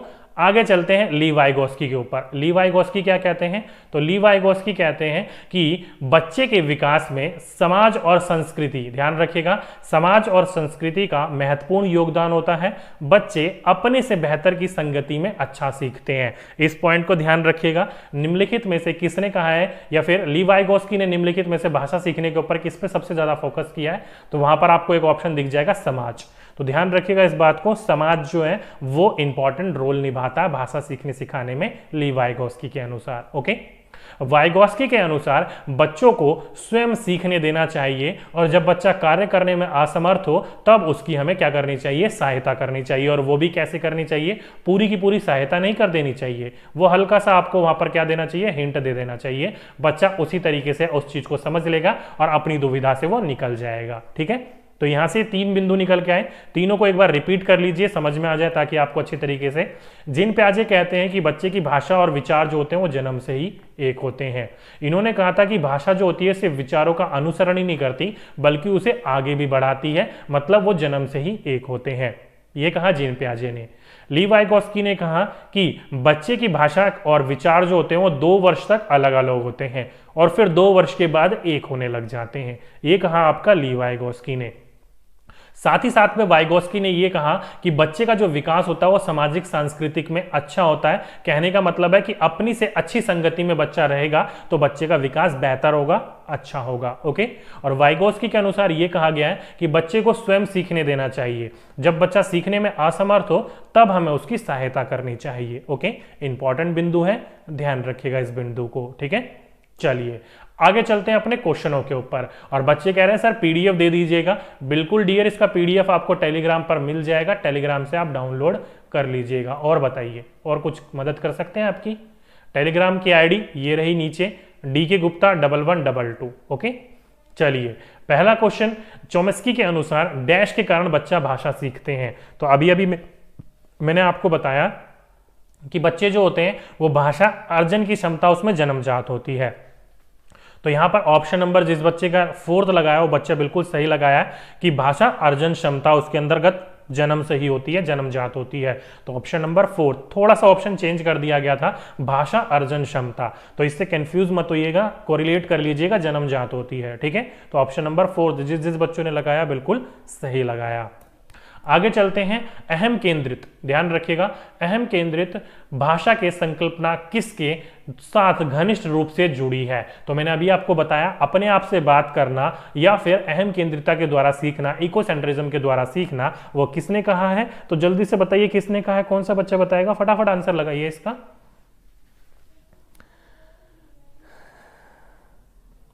चलिए बिल्कुल प्याजे ने कहा है। किसने कहा है? जिन प्याजे ने कहा है। तो ऑप्शन नंबर सी, जिस जिस बच्चों ने लगाया बिल्कुल सही लगाया। आगे चलते हैं, वाइगोस्की के अनुसार भाषा सीखने या फिर सिखाने या फिर शब्दों को अर्थ देने में डैश की भूमिका को नकारा नहीं जा सकता। तो किसकी भूमिका को नहीं नकारा जा सकता? तो आपको वाइगोस्की किसके ऊपर ध्यान देते थे? तो वो अंतरक्रिया के ऊपर ध्यान देते थे, और वो कौन सा है? तो ऑप्शन नंबर 3 है। बिल्कुल डियर, सी जिस जिस बच्चों ने लगाया बिल्कुल सही आंसर लगाया। ओके, बच्चे पूछ रहे हैं कि सर बच्चे जो हैं वो भ्रमण पर गए हैं और उसके बाद आकर शिक्षक बच्चों का कौन सा आकलन करेगी? तो डियर वो आकलन होता है रूपनात्मक, यानी कि जिसको आप बोलते हो क्या, फॉर्मेटिव। ओके, कहने का मतलब ये है कि बच्चे से पूछा जाएगा कि क्या सीखा क्या नहीं सीखा, और जो बच्चे की गलती होगी उसको वहां ठीक किया जाएगा। ओके, उसको रूपनात्मक आकलन कहा जाता है। चलिए आगे चलते हैं। नेक्स्ट है आपका, वाइगोस्की के विचार पर आधारित कक्षा में सबसे अधिक बल दिया जाता है। तो किसके ऊपर बल दिया जाता है सबसे अधिक? जल्दी से बताइए। वाइगोस्की के विचार पर आधारित कक्षा में सबसे अधिक बल दिया जाता है। तो वाइगोस्की ने किसके ऊपर कहा था? तो अंतरक्रिया के ऊपर कहा था। बिल्कुल डियर, ऑप्शन नंबर 2 जिस जिस बच्चों ने लगाया बिल्कुल सही आंसर लगाया। ठीक है, चलिए नेक्स्ट क्वेश्चन आपकी स्क्रीन के ऊपर, बच्चे भाषा सीखने या सिखाने की क्षमता के साथ पैदा होते हैं। ओके, सिखाने के साथ तो नहीं होंगे, सीखने के साथ होंगे। तो बच्चे भाषा सीखने की क्षमता के साथ पैदा होते हैं, मुख्यतः यह किसका कहना है या किसका विचार है? तो जल्दी से बताइए। अधिगम के लिए लर्निंग, हाँ जी, असिस्मेंट फॉर लर्निंग, वो भी आप सही कह रहे हो, ये भी है। क्यों? क्योंकि उसमें जो है बच्चा पहले सीख रहा था, टीचर ही दुविधा प्रदान कर रहा है और टीचर ही उसको दुविधा से निकालेगा, ये भी बोल सकते हो। चलिए अभी चल रही है प्रिया जी, अभी आपकी क्लास नहीं छूटी, अभी क्लास चल रही है। चलिए जिस जिस बच्चों ने इसको ऑप्शन नंबर 3 लगाया, नॉम चोम्स्की, वो बिल्कुल सही लगाया है। बच्चे जो होते हैं वो भाषा के जन्म के साथ ही क्या होती है, उनके अंदर क्षमता होती है। तो सी जिस जिस बच्चों ने लगाया बिल्कुल सही लगाया। ठीक है, चलिए नेक्स्ट क्वेश्चन आपकी स्क्रीन के ऊपर, भाषा सीखने का व्यवहारवादी दृष्टिकोण डैश पर बल देता है। जल्दी से बताइए। अब जो व्यवहारवादी थे, जो बिहेवियरिस्ट थे, वो किसके ऊपर बल देते थे? जैसे कि आपके थॉर्नडाइक महाराज हो गए या फिर वॉटसन हो गए, ये किसके ऊपर बल देते थे? जल्दी से बताइए कौन सा बच्चा सही बताएगा कि भाषा सीखने का व्यवहारवादी दृष्टिकोण, जो आपके बिहेवियर्स थे, व्यवहारवादी थे, वो किसके ऊपर बल देते थे? कौन सा बच्चा बताएगा? चलिए बिल्कुल डियर, जिस जिस बच्चों ने ऑप्शन नंबर ए लगाया बिल्कुल सही लगाया, भाषा प्रयोग पर बल देते थे। किस पर? भाषा प्रयोग पर बल देते थे। ओके, चलिए बच्चे कह रहे हैं सर साफ नहीं दिखाई दे रहा है। तो डियर वो मेरी गलती नहीं है, वो आपकी गलती है।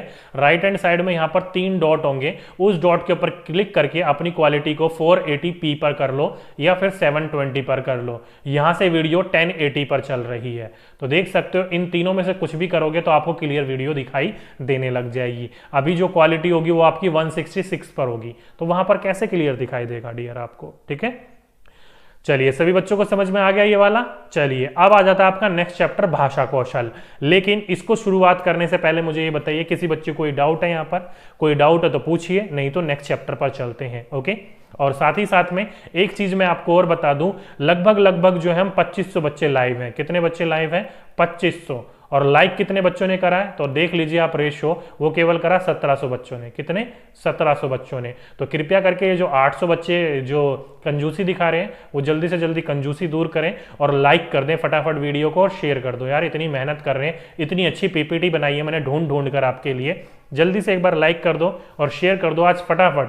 आज देखते 3000 क्रॉस होते हैं कि नहीं होते हैं। ओके, अपने चैनल का हाईएस्ट जो लाइव है वो 3000 बच्चे हैं। आज देखते हैं हम इसको क्रॉस करते हैं कि नहीं करते। एक बार क्रॉस करा दो आप सभी के सभी इसको 3000 को आज, ठीक है। चलिए समझ में आ गया सभी बच्चों को, बहुत अच्छी बात है। ओके, बच्चे कह रहे हैं अनुकरण को समझा दो प्लीज। चलिए एक बार अनुकरण को समझा देते हैं। देखिए देखो, मैंने अभी आपको बताया कि भाषा जो होती है वो अवलोकन करके, ऑब्जर्वेशन करके सीखी जाती है। ये किसने कहा है? तो ये कहा है आपका बीएफ स्किनर ने। और बीएफ स्किनर आप सभी को पता है, हम जब किसी चीज का अवलोकन करते हैं, किस चीज का अवलोकन करते हैं, तो अवलोकन करने पर आप क्या कर रहे होते हो? आप उस चीज को उससे समझ रहे होते हो, ऑब्जर्व कर रहे होते हो। तो अवलोकन में आप समझ भी रहे होते हो और अनुकरण भी कर रहे होते हो। लेकिन यहां पर आपका अनुकरण नहीं होगा, आपका ध्यान रखेगा अवलोकन होगा। अनुकरण जो होगा वो आपका कहां जाएगा? तो वो जाएगा आपका जिन प्याजे में। ध्यान रखिएगा, भाषा अनुकरण के माध्यम से सीखी जाती है, ये जिन प्याजे ने कहा है, इसको ध्यान रखिएगा, इसको ध्यान रखिएगा। ओके, इंपॉर्टेंट है, ध्यान रखिएगा। क्यों? क्योंकि बच्चा जो होता है वो अपने आप से बात करता है, अहम केंद्रिता के द्वारा करता है, कॉपी मतलब अपने आप को अनुकरण करता है वो। ओके, तो ध्यान रखिएगा इस बात को, अनुकरण के द्वारा जिन प्याजे, अवलोकन के द्वारा आपका ये भाई साहब स्किनर। ठीक है, ध्यान रखिएगा इस बिंदु को। चलिए समझ में आ गया। अवलोकन कहने का मतलब ये नहीं है कि आप किसी चीज को कॉपी कर रहे हो, उसका मतलब ये भी है कि आप उस चीज को समझ रहे हो। फॉर एग्जांपल के रूप में जो मैं आपको समझा रहा हूं, तो आप उस चीज को हूबहू कॉपी कर लोगे, ऑब्जर्व कर रहे हो ना मेरे को, कॉपी नहीं करोगे, आप उससे इंस्पायर होकर उस तरीके से करने की कोशिश करोगे। ठीक है, चलिए नेक्स्ट चैप्टर आ जाता है आपका भाषा कौशल, यानी कि आपका लैंग्वेज स्किल्स के बारे में बात कर लेते हैं। पहला बिंदु, चारों भाषा कौशलों में श्रवण कौशल प्रमुख है। इंपॉर्टेंट है, ध्यान रखिएगा। चारों भाषा कौशल में श्रवण कौशल जो है सबसे इंपॉर्टेंट है। अभी अभी आपको मैंने बताया, लिसनिंग जो होता है सुनना, स्पीकिंग यानी कि बोलना, रीडिंग यानी कि पढ़ना, और राइटिंग यानी कि लिखना, ये आपके चार होते हैं। LSRW, ये चार स्किल होते हैं आपके, जो कि आपका क्या होता है इसमें सबसे इंपॉर्टेंट, वो होता है लिसनिंग यानी कि सुनना, सबसे पहले वाला। क्यों? क्योंकि मैंने अभी आपको बोला कि अच्छा श्रोता ही अच्छा वक्ता होता है। अच्छा सुनोगे तभी तो आप अच्छे तरीके से उस चीज का रिप्लाई कर पाओगे। ओके, तो चारों कौशलों में भाषा कौशल के अंदर श्रवण कौशल जो होता है, सुनना कौशल जो होता है, वो सबसे इंपॉर्टेंट होता है। ठीक है, जो कि एक कैसी प्रक्रिया है? तो एक मानसिक प्रक्रिया है। कैसी प्रक्रिया है? एक मानसिक प्रक्रिया है। इंपॉर्टेंट है, ध्यान रखिएगा। बच्चों की श्रवण योग्यताओं का विकास करने के लिए हमें उसे क्या करना चाहिए? तो परस्पर बातचीत करने के लिए उनको सर्वाधिक महत्वपूर्ण वातावरण देना चाहिए, या उसके लिए वो सहायक होता है। आप सभी को पता है कि श्रवण कौशल को विकसित करने के लिए, उसका विकास करने के लिए क्या करोगे? बच्चों को ज्यादा से ज्यादा उस प्रकार के मौके दोगे, बच्चों को ज्यादा से ज्यादा बातचीत करने के मौके दोगे। अगर बच्चा ज्यादा से ज्यादा बातचीत कर पाएगा किसी से के साथ, तो बच्चे का क्या होगा? वो सुनेगा भी और अपनी बात को बोलेगा भी। तो वहां पर श्रवण कौशल और वाक कौशल यानी कि बोलना कौशल दोनों के दोनों विकसित होंगे। ठीक है, इंपॉर्टेंट है, ध्यान रखिएगा इस क्वेश्चन को।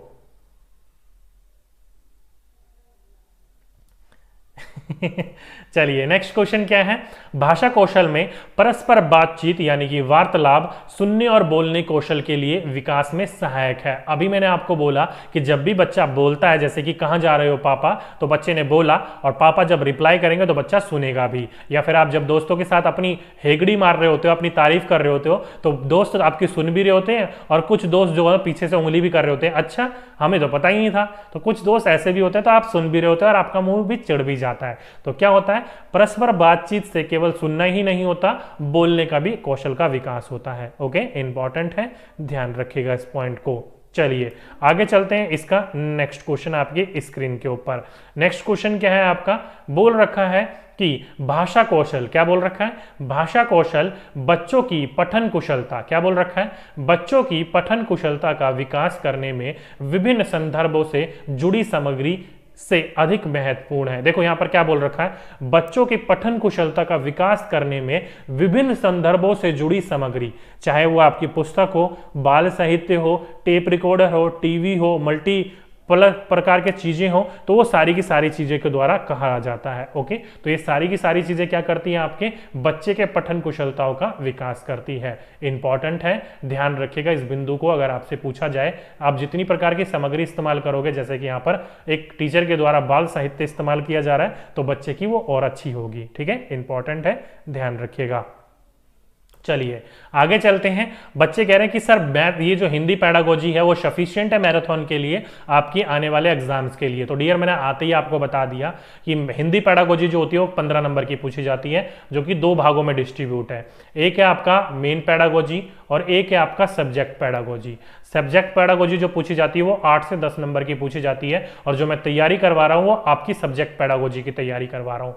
मेन पैडागोजी की प्लेलिस्ट मैंने आपकी अलग बना रखी है, जैसे कि बाल साहित्य, टाइम टेबल, या फिर पाठ्य पुस्तक, या फिर इंक्लूसिव एजुकेशन, वहां से आपके पूछे जाते हैं बाकी के 4 से 5 नंबर के क्वेश्चन, तो वो आपको अलग से तैयार करना पड़ेगा। यहां से आपके लिए सफिशिएंट है 8 से 10 नंबर के लिए। ठीक है, चलिए नेक्स्ट बिंदु, मौन पाठन में स्वरहीनता, पठन गति तथा अर्थ ग्रहण पर विशेष ध्यान दिया जाता है। तो अगर आपसे पूछा जाए कि पठन गति या फिर अर्थ ग्रहण करने के लिए सबसे सर्वोत्तम माध्यम कौन सा है, तो वो है आपका मौन पाठन। जैसे कि आप देखा होगा, जब हम बड़े हो जाते हैं तो धीरे धीरे हम जोर जोर से चिल्ला चिल्ला के पढ़ना बंद कर देते हैं। हम क्या करते हैं, अपने मन मन में ही पढ़ते हैं। क्यों? क्योंकि हमारा पढ़ने की गति भी तेज होती है और अर्थ भी अच्छी तरीके से हम उसके समझते हुए जा रहे होते हैं। ओके, तो ध्यान रखिएगा। ठीक है, इंपॉर्टेंट है बात को।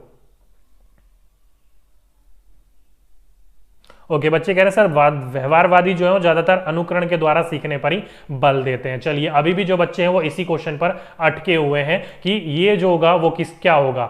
डियर, आपने कहा कि व्यवहारवादी जो दृष्टिकोण होते हैं, बिहेवियर्स जो होते हैं, वो अनुकरण पर जोर देते हैं। डियर, अभी आपको ध्यान रखना है, ये भाषा सीखने की बात करी जा रही है, और व्यवहारवादी जो होते हैं वो कहा जाता है अपने व्यवहार में लाना। और व्यवहार में कब लाओगे? जब आप उसका ज्यादा से ज्यादा प्रयोग करोगे। ओके, ना कि उसकी कॉपी करोगे। तो ये गलत कहना आपका कि व्यवहारवादी अनुकरण पर जोर देते हैं, वो भाषा प्रयोग पर जोर देते हैं। ठीक है, ध्यान रखिएगा। व्यवहार में लाना, किसी चीज का प्रयोग करोगे तभी तो आपके व्यवहार में आएगा। कॉपी करते रहोगे, व्यवहार में थोड़ी आ जाएगा सारी की सारी चीजें। ठीक है, तो उस चीज को अगर आपको सीखा है आपने, तो उसको दोबारा रिफ्रेश कर लीजिए, समझ लीजिए उस चीज को। ठीक है, चलिए आगे चलते हैं। मौन पाठन में अर्थ ग्रहण पर बल होता है, इसलिए वह ज्ञान अर्जन का मुख्य आधार है। ये तो मैंने अभी अभी आपको समझा ही दिया। अर्थ ग्रहण का मेन मोटिव जो होता है वो मौन पाठन के द्वारा होता है। जैसे कि नीचे देखो, गांधी जी के 3 बंदर बैठे हुए हैं और कैसे पढ़ रहे हैं? मौन पाठन पढ़ रहे हैं अच्छी तरीके से। ओके सर, बुक में आंसर भी दिया गया है। डियर, बुक में आंसर दिया है तो एक बार सीटेट में भी आंसर चेक कर लीजिएगा। वो question CTET previous year question है। ठीक है, बुक से ज्यादा तो बुक, सीटेट से ज्यादा तो बुक में नहीं होगा ना। सीटेट जो मानेगी हम उसी को ही मानेंगे ना, तो वो आंसर जो है वो सीटेट का ही आंसर है। ठीक है, तो बुक में आंसर आपके गलत भी होते हैं, सही भी होते हैं, दोनों चीजें होती हैं, लेकिन सीटेट में जो होता है उसको मानना पड़ेगा आपको। ठीक है, चलिए नेक्स्ट क्वेश्चन क्या है आपका? पहला बोल रखा है कि सुनना कौशल के बारे में कौन सा कथन उचित नहीं है। कौन सा कथन उचित नहीं है, बात को ध्यान रखिएगा, उचित नहीं है वो पूछ रखा है। जल्दी से बताइए सही आंसर क्या होगा। बच्चे कह रहे हैं बी। क्या है? सुनना कौशल का विकास भाषा के नियम को पहचानने का, निर्माण करने का ये तो सही तो है। किसने बोला गलत है? ये हमें बोल रखा नहीं है। देखो ऑप्शन नंबर 3 इसका सही होगा कि सुनना कौशल जो होता है वो सबसे कम महत्वपूर्ण है। बिल्कुल गलत है, वो सबसे अधिक महत्वपूर्ण है। सी जिस बच्चों ने लगाया बिल्कुल सही लगाया। ठीक है, चलिए आगे चलते हैं। भाषा कौशलों में सबसे पहले किस कौशल का विकास करना चाहिए? तो मैंने अभी अभी आपको बताया LSRW, यानी कि लिसनिंग, यानी कि श्रवण। ऑप्शन नंबर 2 जिस बच्चों ने लगाया बिल्कुल सही लगाया। ठीक है, आगे चलते हैं। बच्चों की श्रवण योग्यताओं का विकास करने में सर्वाधिक सहायक है। तो आपकी सुनने की कौशल विकसित करनी है, और उसमें सबसे आगे एक सबसे मेन बातचीत क्या होना चाहिए? वो होनी चाहिए बातचीत। जितनी ज्यादा आपको बातचीत करने का मौका दिया जाएगा, बच्चा अपनी बात को बोल पाएगा और दूसरा बच्चा जो बोलेगा उसकी बातों को सुन पाएगा। तो परस्पर बातचीत जो होती है वो श्रवण योग्यताओं के विकसित करने के लिए सबसे सहायक होती है। तो ऑप्शन नंबर 2 जिस बच्चों ने लगाया बिल्कुल सही आंसर लगाया। ठीक है, चलिए नेक्स्ट क्वेश्चन, चलिए नेक्स्ट क्वेश्चन तो है नहीं, क्वेश्चन यहीं पर ही खत्म हो गए इसमें। तो इस क्वेश्चन में यानी कि इस वाले चैप्टर में बस इतना ही। ये वाला चैप्टर किस किस बच्चे को समझ में आ गया? नहीं आया तो पूछिए, और आ गया तो अगले वाले चैप्टर पे चलते हैं। चलें अगले वाले चैप्टर पे।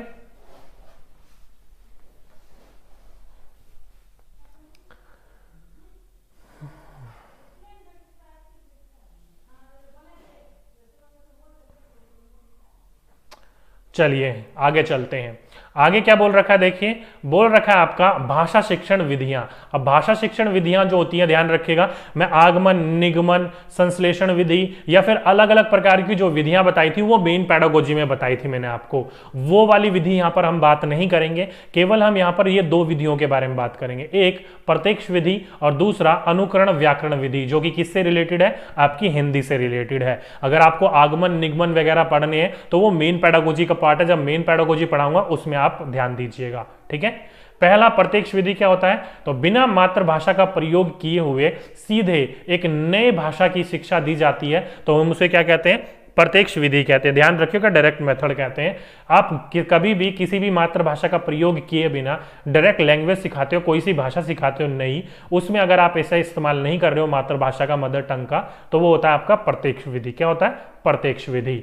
वहीं पर ही विद्यार्थियों को व्याकरण के नियम पहले सिखाए जाते हैं। यह मान लिया जाता है कि सीखने वाला जो है वो पहले से ही अपनी मातृभाषा पर अधिकार है उसका, तो वो किस में किया जाता है? तो वो अनुकरण विधि में कहा जाता है। ध्यान रखिएगा, आपका अनुकरण व्याकरण विधि में डायरेक्ट व्याकरण का ज्ञान दिया जाता है, व्याकरण की समझ दी जाती है, रटवाया जाता है। लेकिन प्रत्यक्ष विधि में बिना मातृभाषा के नई भाषा सिखाई जाती है। दोनों के दोनों बिंदुओं को ध्यान रखिएगा, डायरेक्टली क्वेश्चन पूछ लिया जाता है इस तरीके से। ओके, तो ध्यान रखिएगा इस बिंदु को। ओके, तो ध्यान रखिएगा। ओके,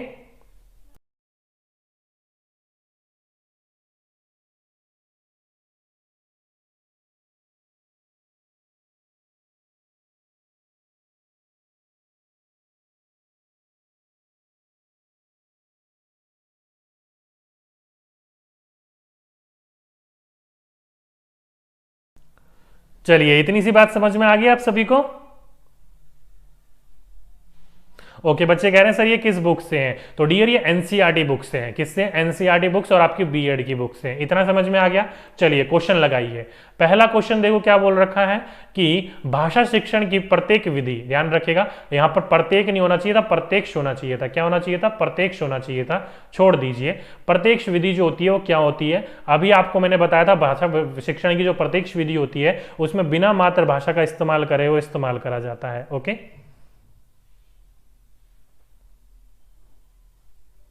चलिए बताइए सही आंसर क्या होगा? थर्ड बच्चे कह रहे हैं ए होगा। ए क्या है? अतिरिक्त शिक्षण सामग्री की कोई आवश्यकता नहीं। ध्यान रखिएगा, मातृभाषा में अतिरिक्त सामग्री की बात नहीं करी गई है, मातृभाषा की बात करी गई है। तो जिस जिस बच्चों ने ये लगाया वो गलत लगाया है, ध्यान रखिएगा इस बात को। ओके, तो इसका आंसर जो होगा वो बिल्कुल सही होगा। भाषा अर्जन की स्वाभाविक स्थिति का निर्माण होता है। कहने का मतलब है यहां पर केवल मातृभाषा का इस्तेमाल नहीं किया जाता, बच्चों को स्वाभाविक रूप से उसमें सिखाया जाता है, उसके व्यवहार में किया जाता है डायरेक्ट भाषा को। ओके, तो ऑप्शन नंबर डी, जिस जिस बच्चों ने लगाया बिल्कुल सही लगाया। डियर, मातृभाषा का तो कहीं हस्तक्षेप ही नहीं होता है, तो मातृभाषा में कैसे आप निरर्थक हस्तक्षेप कह रहे हो? यहां तो हस्तक्षेप होता ही नहीं है मातृभाषा का। ठीक है, चलिए नेक्स्ट क्वेश्चन आपकी स्क्रीन के ऊपर, भाषा शिक्षण की कौन सी विधि मातृभाषा को मध्यतर बनाए बिना दूसरी भाषा को सीखने पर बल देती है? तो ध्यान रखिएगा, मध्य स्तर की बात करी जा रही है, जो मध्यतर होती है उसे बनाए बिना दूसरी भाषा को सीखने पर बल दिया जा रहा है, तो किस में किया जा रहा है? जल्दी से बताइए कौन सी विधि? मातृभाषा। ओके, तो अभी मैंने आपको बताया कि मातृभाषा को बिना मध्य स्तर बनाए हुए जो सिखाया जाता है वो आपका प्रत्यक्ष विधि में किया जाता है। किसमें? प्रत्यक्ष विधि में। ऑप्शन नंबर फोर्थ, जिस जिस बच्चों ने लगाया बिल्कुल सही आंसर लगाया। ठीक है, ओके, चलिए नेक्स्ट क्वेश्चन। ये देखो थोड़ा सा क्वेश्चन अलग है, अच्छा लगा मुझे क्वेश्चन, पूछा जा सकता है, तो ध्यान रखिएगा इस क्वेश्चन को, इंपॉर्टेंट लिख लीजिएगा कि भाषा शिक्षण सूत्र, यानी कि जो भी आपके भाषा शिक्षण के सूत्र होते हैं उस विधि में जो मूल स्रोत होता है वो कौन सी भाषा है? तो ध्यान रखिएगा वो संस्कृत है। सारे के सारे जो सूत्र लिए गए हैं वो संस्कृत मूल भाषा से लिए गए हैं। तो ऑप्शन नंबर सेकंड, जिस जिस बच्चों ने लगाया वो बिल्कुल सही है। जिस जिस बच्चों को पता था बहुत अच्छी बात है, नहीं पता था तो ध्यान रख लीजिएगा इन बिंदुओं को। ठीक है, चलिए, यहां तक समझ में आ गया आपको। आगे चलते हैं नेक्स्ट चैप्टर की ओर। नेक्स्ट चैप्टर आ जाता है आपका वर्तनी शिक्षण। अब वर्तनी शिक्षण कौन सा चैप्टर है? तो ये है आपका छठा। अब यहां पर आपकी हिंदी अशुद्धियों के बारे में बात करी गई है कि जब हम हिंदी में अशुद्धियां करते हैं उसमें आपके अनेक कारण होते हैं। कौन कौन से? तो ये 5 इंपॉर्टेंट कारण लिख रखे हैं जब आप गलतियां करते हो। पहले, उच्चारण भिन्नताओं से वर्तनीगत व्याघात, यानी कि जो भी आप उच्चारण कर रहे होते हो उसमें सही व्याघात का इस्तेमाल नहीं कर रहे होते, सही लय ताल का इस्तेमाल नहीं कर रहे होते हो, पहला। दूसरा, चिन्हों में एक रूपता का अभाव, यानी कि जो उसमें चिन्ह लगे होते हैं उसमें एक जैसा दिखने के कारण आपको, जैसे कि देखा होगा ना, कई बच्चे जो होते हैं वो त्रा वाला सही से नहीं पा रहे होते, या फिर जो बड़ी मात्रा छोटी मात्रा का ध्यान नहीं रख पाते हैं, तो वो क्या हो रहा है, वो चिन्हों का एक रूपता का अभाव के कारण ऐसा होता है। या फिर लिपि का अपूर्ण ज्ञान, उस बच्चे को लिपि का अपूर्ण ज्ञान है जिसकी वजह से अशुद्धियां कर रहा होगा। या फिर मात्राओं के प्रयोग में असावधानी, यानी कि जो भी उस पर मात्रा लगी हुई है बच्चा उसको देखने पर, पढ़ने में, लिखने में क्या कर रहा है, असावधानियां कर रहा है, इसलिए ये देखने को मिल रही है। या फिर शब्द रचना और अर्थभेद की अभिज्ञानता या तथा सदृश्य, ध्यान रखिएगा, जो भी आपकी शब्द रचना है या फिर अर्थभेद है उसको आपका पूरा के पूरी तरीके से ज्ञान नहीं है, जिसकी वजह से आप अशुद्धियां कर रहे हो। ओके, तो ये 5 प्रकार की आपकी अशुद्धियां होती हैं। अगर आप हिंदी में करते हो तो ये 5 कारण होते हैं। ये मेन मोटे मोटे इंपॉर्टेंट मैंने आपके लिखवा दिए हैं कारण। इन कारणों की वजह से बच्चा हिंदी वर्तनी में अशुद्धियां करता है। ठीक है, इंपॉर्टेंट है, ध्यान रखिएगा इस पॉइंट को। चलिए, समझ में आ गया। आगे चलते हैं। वर्तनी ठीक करने के लिए क्या करना चाहिए बच्चे को? प्रिंटिंग समृद्ध माहौल का निर्माण करना चाहिए, चाहे वो बुक के द्वारा हो या ग्रुप्स के द्वारा हो या फिगर के द्वारा हो, कैसा भी हो, अखबार के द्वारा, न्यूज़पेपर के द्वारा या फिर किसी मैगजीन्स के द्वारा, किसी के भी द्वारा कर रहे हो। अगर आप बच्चे की वर्तनी ठीक करना चाहते हो तो प्रिंटिंग समृद्ध माहौल उसको देना चाहिए। ये वाला क्वेश्चन इंपॉर्टेंट है, डायरेक्टली कई बार पूछा जा चुका है ये वाला। अगर आपने प्रीवियस ईयर क्वेश्चन लगाए होंगे तो आपको इस क्वेश्चन को ध्यान रखना है। ठीक है, चलिए, समझ में आ गया।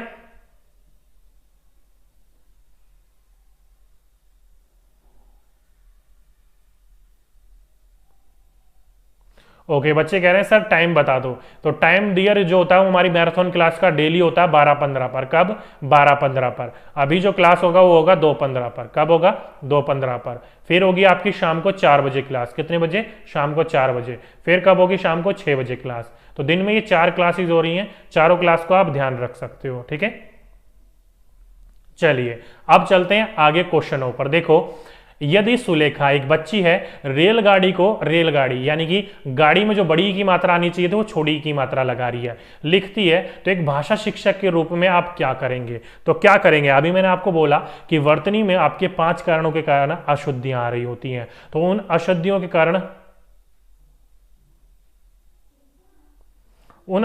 कारण क्या हो रहा है, जल्दी से बताइए।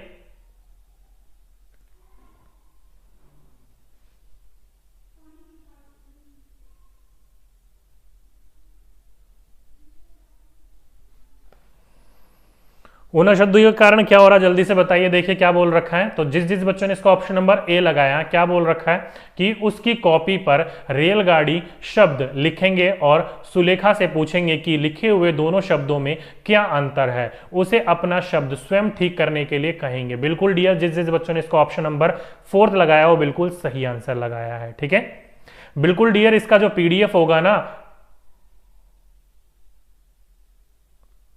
बिल्कुल डियर, इसका जो पीडीएफ होगा ना वो टेलीग्राम पर, कहां पर? टेलीग्राम पर सर्च कर, टेलीग्राम पर डाल दिया जाएगा। वहां टेलीग्राम पर आप इसका पीडीएफ जो डाउनलोड कर लीजिएगा। ठीक है, तो ध्यान रखिएगा इस पॉइंट को। टेंशन मत लो डियर, जिसको ब्लॉक करना हो ब्लॉक कर दिया गया, टेंशन ना लो उस चीज को। ठीक है, ये पता नहीं इनके माँ बापों ने क्या सिखाया, इनको कुछ समझ में नहीं आता क्या है क्या नहीं है। यही वाली बात है, अभी मैंने आपको बताया था ना, वंश संस्कृति से मिलता है, तो वही वाली बात है ये। चलिए नेक्स्ट क्वेश्चन आपकी स्क्रीन के ऊपर क्या बोल रखा है कि भाषा शिक्षण के अंतर्गत वर्तनी संबंधित त्रुटियों का निवारण करना चाहिए। तो किस चीज का निवारण करना चाहिए, जल्दी से बताइए, जल्दी से बताइए, सही आंसर क्या होगा?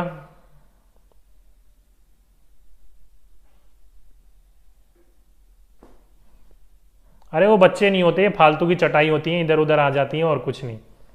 चलिए क्या है देखिए, भाषा शिक्षण के अंतर्गत वर्तनी संबंधित त्रुटियों का जो निवारण करना चाहिए वो कैसे करना चाहिए, वर्तनी का शुद्ध उच्चारण एवं लेखन अभ्यास करवाकर। तो ऑप्शन नंबर ए ही इसका बिल्कुल सही आंसर है। जिस जिस बच्चों ने ए लगाया वो बिल्कुल सही आंसर लगाया है। ठीक है, बिल्कुल डियर आपका बना दिया जाएगा, टेंशन ना लो। ठीक है, आगे चलते हैं।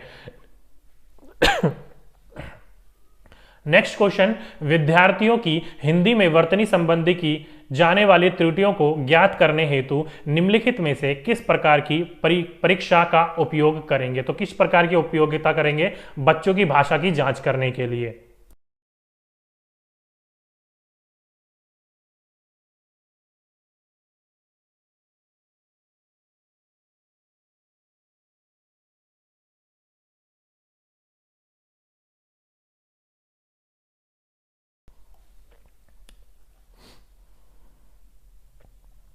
देखो डियर, यहां पर क्या बोल रखा है कि विद्यार्थी की हिंदी में वर्तनी संबंधी की क्या करना है आपको, कि जानने वाली त्रुटियों को ज्ञात करने हेतु। अब देखो यहां पर क्या बोल रखा है, वर्तनी।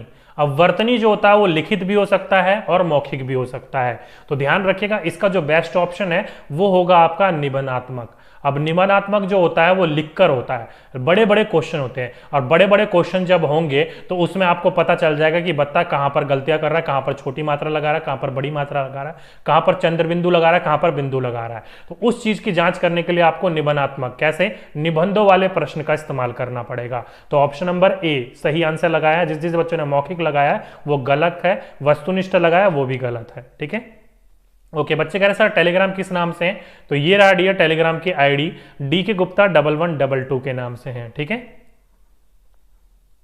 चलिए नेक्स्ट क्वेश्चन आपकी स्क्रीन के ऊपर, कौन अशुद्ध वर्तनी का कारण नहीं है। तो मैंने आपको अशुद्ध वर्तनी के 5 कारण लिखवाए थे, तो उसमें से एक कारण जो है यहां पर ऑप्शन नंबर सेकंड, जलवायु। ध्यान रखिएगा, वातावरण जो होता है एक बार को तो हम मान भी लेते कि ये होता है, ठीक है, लेकिन जलवायु कहां से, हमारा जो पूरा का पूरा ब्रह्मांड की जलवायु है वो थोड़ी होती है दायित्व।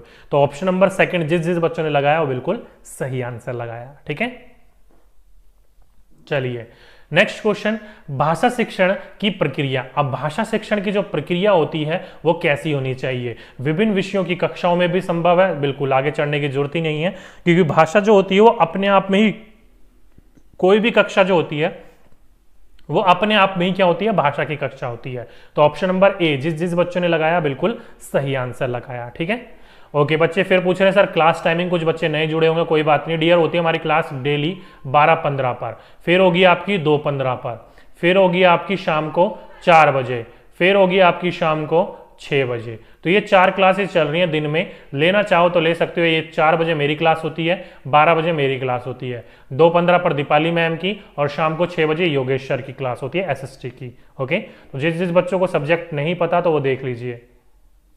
चलिए आगे चलते हैं। अब आगे आपका चैप्टर नंबर 7 आ जाता है। उसको करने से पहले ये बताइए इसका आपको सारा का सारा समझ में आया कि नहीं आया। नहीं आया तो पूछिए, नहीं तो नेक्स्ट चैप्टर की ओर चलते हैं। ठीक है,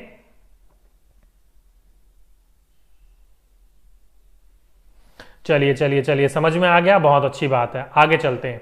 आगे बोल रखा है नेक्स्ट चैप्टर 7 व्याकरण शिक्षण। अब व्याकरण शिक्षण क्या होता है, तो ध्यान रखिएगा, भाव की स्पष्टता भाषा पर निर्भर है और भाषा की शुद्धता व्याकरण पर। इंपॉर्टेंट है, अगर किसी बच्चे की आपको भाषा शुद्ध करनी है, लिखने में भी और बोलने में भी, बोलना तो वैसे भी हो जाता है लेकिन और शुद्ध करना है तो बच्चों को व्याकरण का ज्ञान होना चाहिए, और वो भी कैसा, औपचारिक व्याकरण का ज्ञान। ओके, साथ ही साथ में आपको यह भी ध्यान रखना है कि प्राथमिक कक्षाओं में व्यवहारिक व्याकरण का ही ज्ञान कराया जाए, व्याकरण की परिभाषा का परिचर्चा या फिर परिचय ना दिया जाए। ध्यान रखिएगा, इंपॉर्टेंट है कि जो कक्षा में बच्चे होते हैं, आपने देखा होगा कि बच्चे के कक्षा में कोई पाठ पढ़ रहा हो और पाठ के बीच में कोई व्याकरण वाला शब्द आ जाए, क्या आ जाए आपका, व्याकरण वाला शब्द आ जाए, तो उसको ये नहीं है कि अलग से एक क्लास लगाकर समझाओगे या अलग से पुस्तक लेने के लिए बोलोगे, नहीं, जो शब्द आया उसको वहीं की वहीं समझाओगे, एक अलग से क्लास नहीं लगाओगे। क्यों, क्योंकि छोटी क्लास में कोई भी व्याकरण की बुक नहीं होती है और ना ही होनी चाहिए।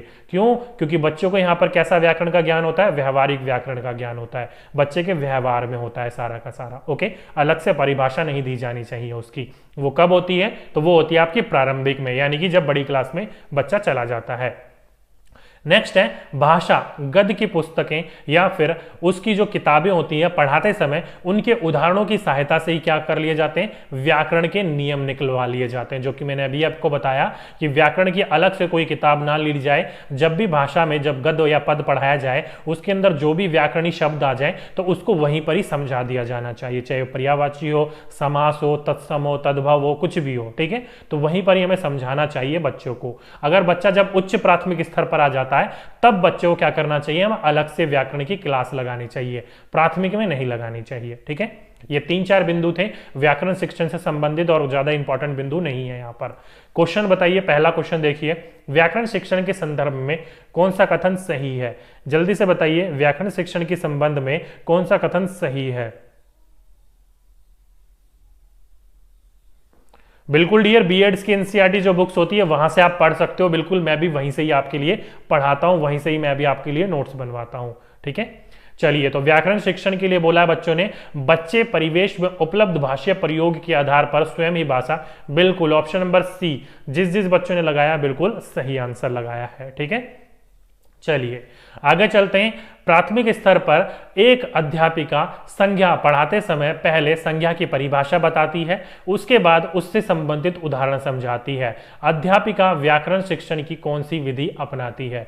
देखो, पहले उसने संज्ञा पढ़ाते समय क्या करा, पहले उसकी परिभाषा बताई, यानी कि रूल बताया, यानी कि रूल टू एग्जाम्पल की ओर, उदाहरण से नियम की ओर किस में जाया जाता है, तो वो जाया जाता है आपका निगमन में, यानी कि नियम वाले में। तो ऑप्शन नंबर थर्ड, जिस बच्चों ने लगाया बिल्कुल सही लगाया, ठीक है।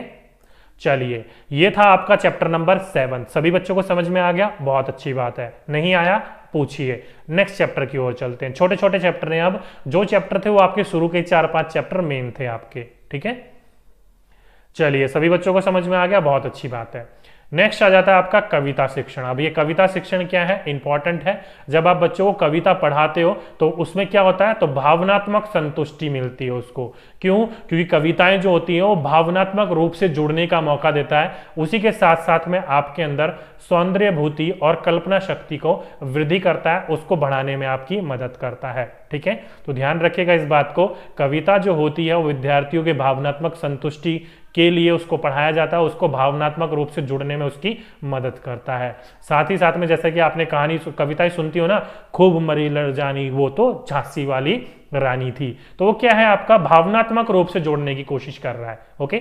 साथ ही साथ में आपके सौंदर्य भूत, साथ ही साथ में आपकी कल्पना शक्ति का वो क्या करेगा, वृद्धि करेगा, ठीक है। इंपॉर्टेंट है, ध्यान रखिएगा।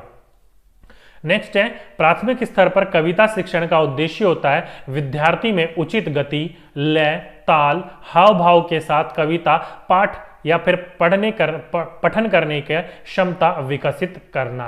कहने का मतलब है कि प्राथमिक स्तर में उस प्रकार की कविताओं को शामिल करा जाना चाहिए जो कि क्या हो, लय ताल के साथ गाई जा सके, हाव भाव के साथ उसको समझाया जा सके, यानी कि गत्यात्मक जो हो उस प्रकार की चीजें। कहने का मतलब यहां पर जो गाई जा सके, ओके, उस प्रकार की कविताओं को शामिल करना चाहिए।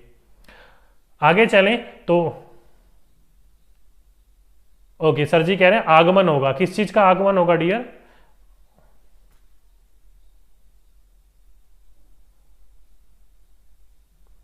किस चीज का आगमन होगा डियर? यहां पर देखो क्या बोल रखा है, ये प्राथमिक स्तर पर अध्यापिका संज्ञा पढ़ाते समय पहले संज्ञा की परिभाषा बताती है, उसके बाद उससे संबंधित उदाहरण देती है। तो आगमन में तो पहले उदाहरण दिया जाता है ना।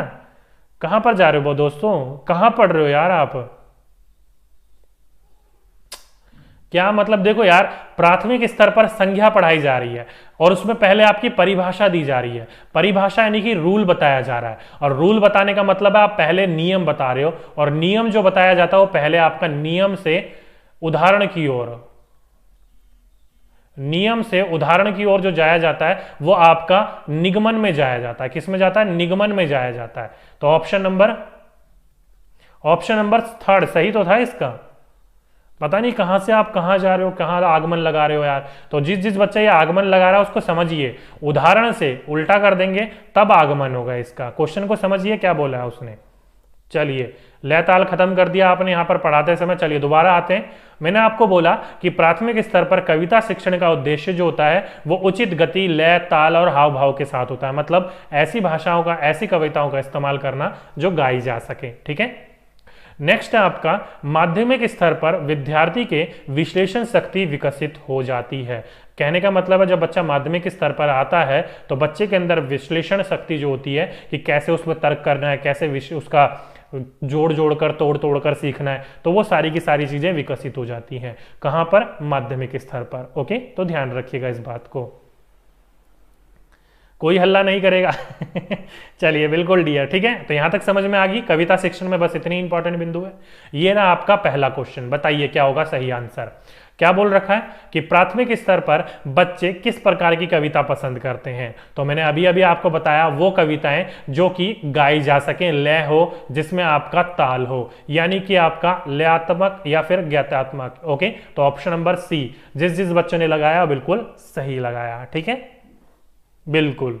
आगे चलते हैं। नेक्स्ट क्वेश्चन, कविता शिक्षण के अंतर्गत ध्यान रखिएगा, कविता शिक्षण के अंतर्गत सिखाने का मुख्य उद्देश्य, यानी कि जो भी आपका कविता सिखाई जाती है उसके अंतर्गत क्या मुख्य उद्देश्य होता है। तो उसका मुख्य उद्देश्य होता है आपका भाव की अनुभूति। क्या होती है? भाव की अनुभूति। अभी मैंने आपको बोला भावनात्मक रूप से जोड़ने के लिए। तो ऑप्शन नंबर बी, जिस बच्चों ने लगाया बिल्कुल सही आंसर लगाया। ठीक है, चलिए नेक्स्ट क्वेश्चन, कविता शिक्षण में कौन सा तत्व उसे गद्य से अलग करता है। तो कौन सा ऐसी चीज है जो कि उसे अपने गद्य से अलग करता है। तो मेन आपका यही है कि गद्य में आपकी जो कहानी बताई जाती है, साहित्य पढ़ाया जाता है, लेकिन कविता को गाया जाता है, यानी कि आपका गायता होता है। तो ऑप्शन नंबर ए, यानी कि फर्स्ट, जिस बच्चों ने लगाया बिल्कुल सही आंसर लगाया।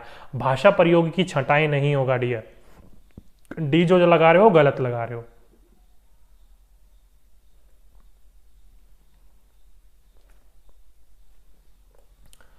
चलिए, तुक्कात क्या होता है? तुक्कात मतलब क्या होता है डियर? आप बोलने में पढ़ रहे हो। अच्छा, तुकबंदी होता है डियर। तुकबंदी कहने का मतलब होता है जैसे कि हम तू ताल ताल में मैं तेरे पीछे पीछे, जैसे कविताएं नहीं होती, तुकबंदी जो होती है, जो आजकल की कवि जो करते हैं वो होती है तुकबंदी। ओके, जैसे कि कोई शायरी नहीं बोलने लग जाते, जैसे कि फॉर एग्जाम्पल के रूप में हम, जैसे कि बचपन में करता थे, जैसे कि फॉर एग्जाम्पल के रूप में हमने बचपन में मैंने एक गाना बनाया था, जैसे कि फॉर एग्जाम्पल के रूप में सुना देता हूँ, वो है आपकी तुकबंदी। जैसे कि बाजीगर ओ बाजीगर तू अपना अम्मा को राजी कर, तूने दिल ऐसे तोड़ा मैंने फेविकोल से जोड़ा। तो ये क्या है? एक तरीके से तुकबंदी है। क्या है? तुकबंदी है। तो वो आपकी तुकबंदी होती है। तो ये हम बचपन में क्या करते थे। ठीक है, हाँ जी। चलिए नेक्स्ट क्वेश्चन, कविता शिक्षण में आप सार्वधिक महत्व किसे देंगे? तो ध्यान रखिएगा, कविता शिक्षण में आप सार्वधायिक महत्व किसे देंगे? तो जल्दी से बताइए। तो हाँ जी, ये बचपन में क्लास 3rd 4th की बात है, हम दो दोस्त थे, आपस में मिलकर करा करते थे। चलिए, कविता शिक्षण में आप सार्वधिक महत्व किसे देंगे? तो अभी अभी मैंने आपको बोला वो सारी चीजें जिसमें आपके भावानुभूति हो, साथ ही साथ में आपका लय ताल में हो, यानी कि ऑप्शन नंबर ए, रस अनुभूति और भावानुभूति हो जिसमें। तो ऑप्शन नंबर ए, जिस बच्चों ने बोला वो बिल्कुल सही आंसर बोला। ओके। क्या कह रहा सर में ये भी गुण है? बचपन में क्या करते थे डियर, आप नहीं करते।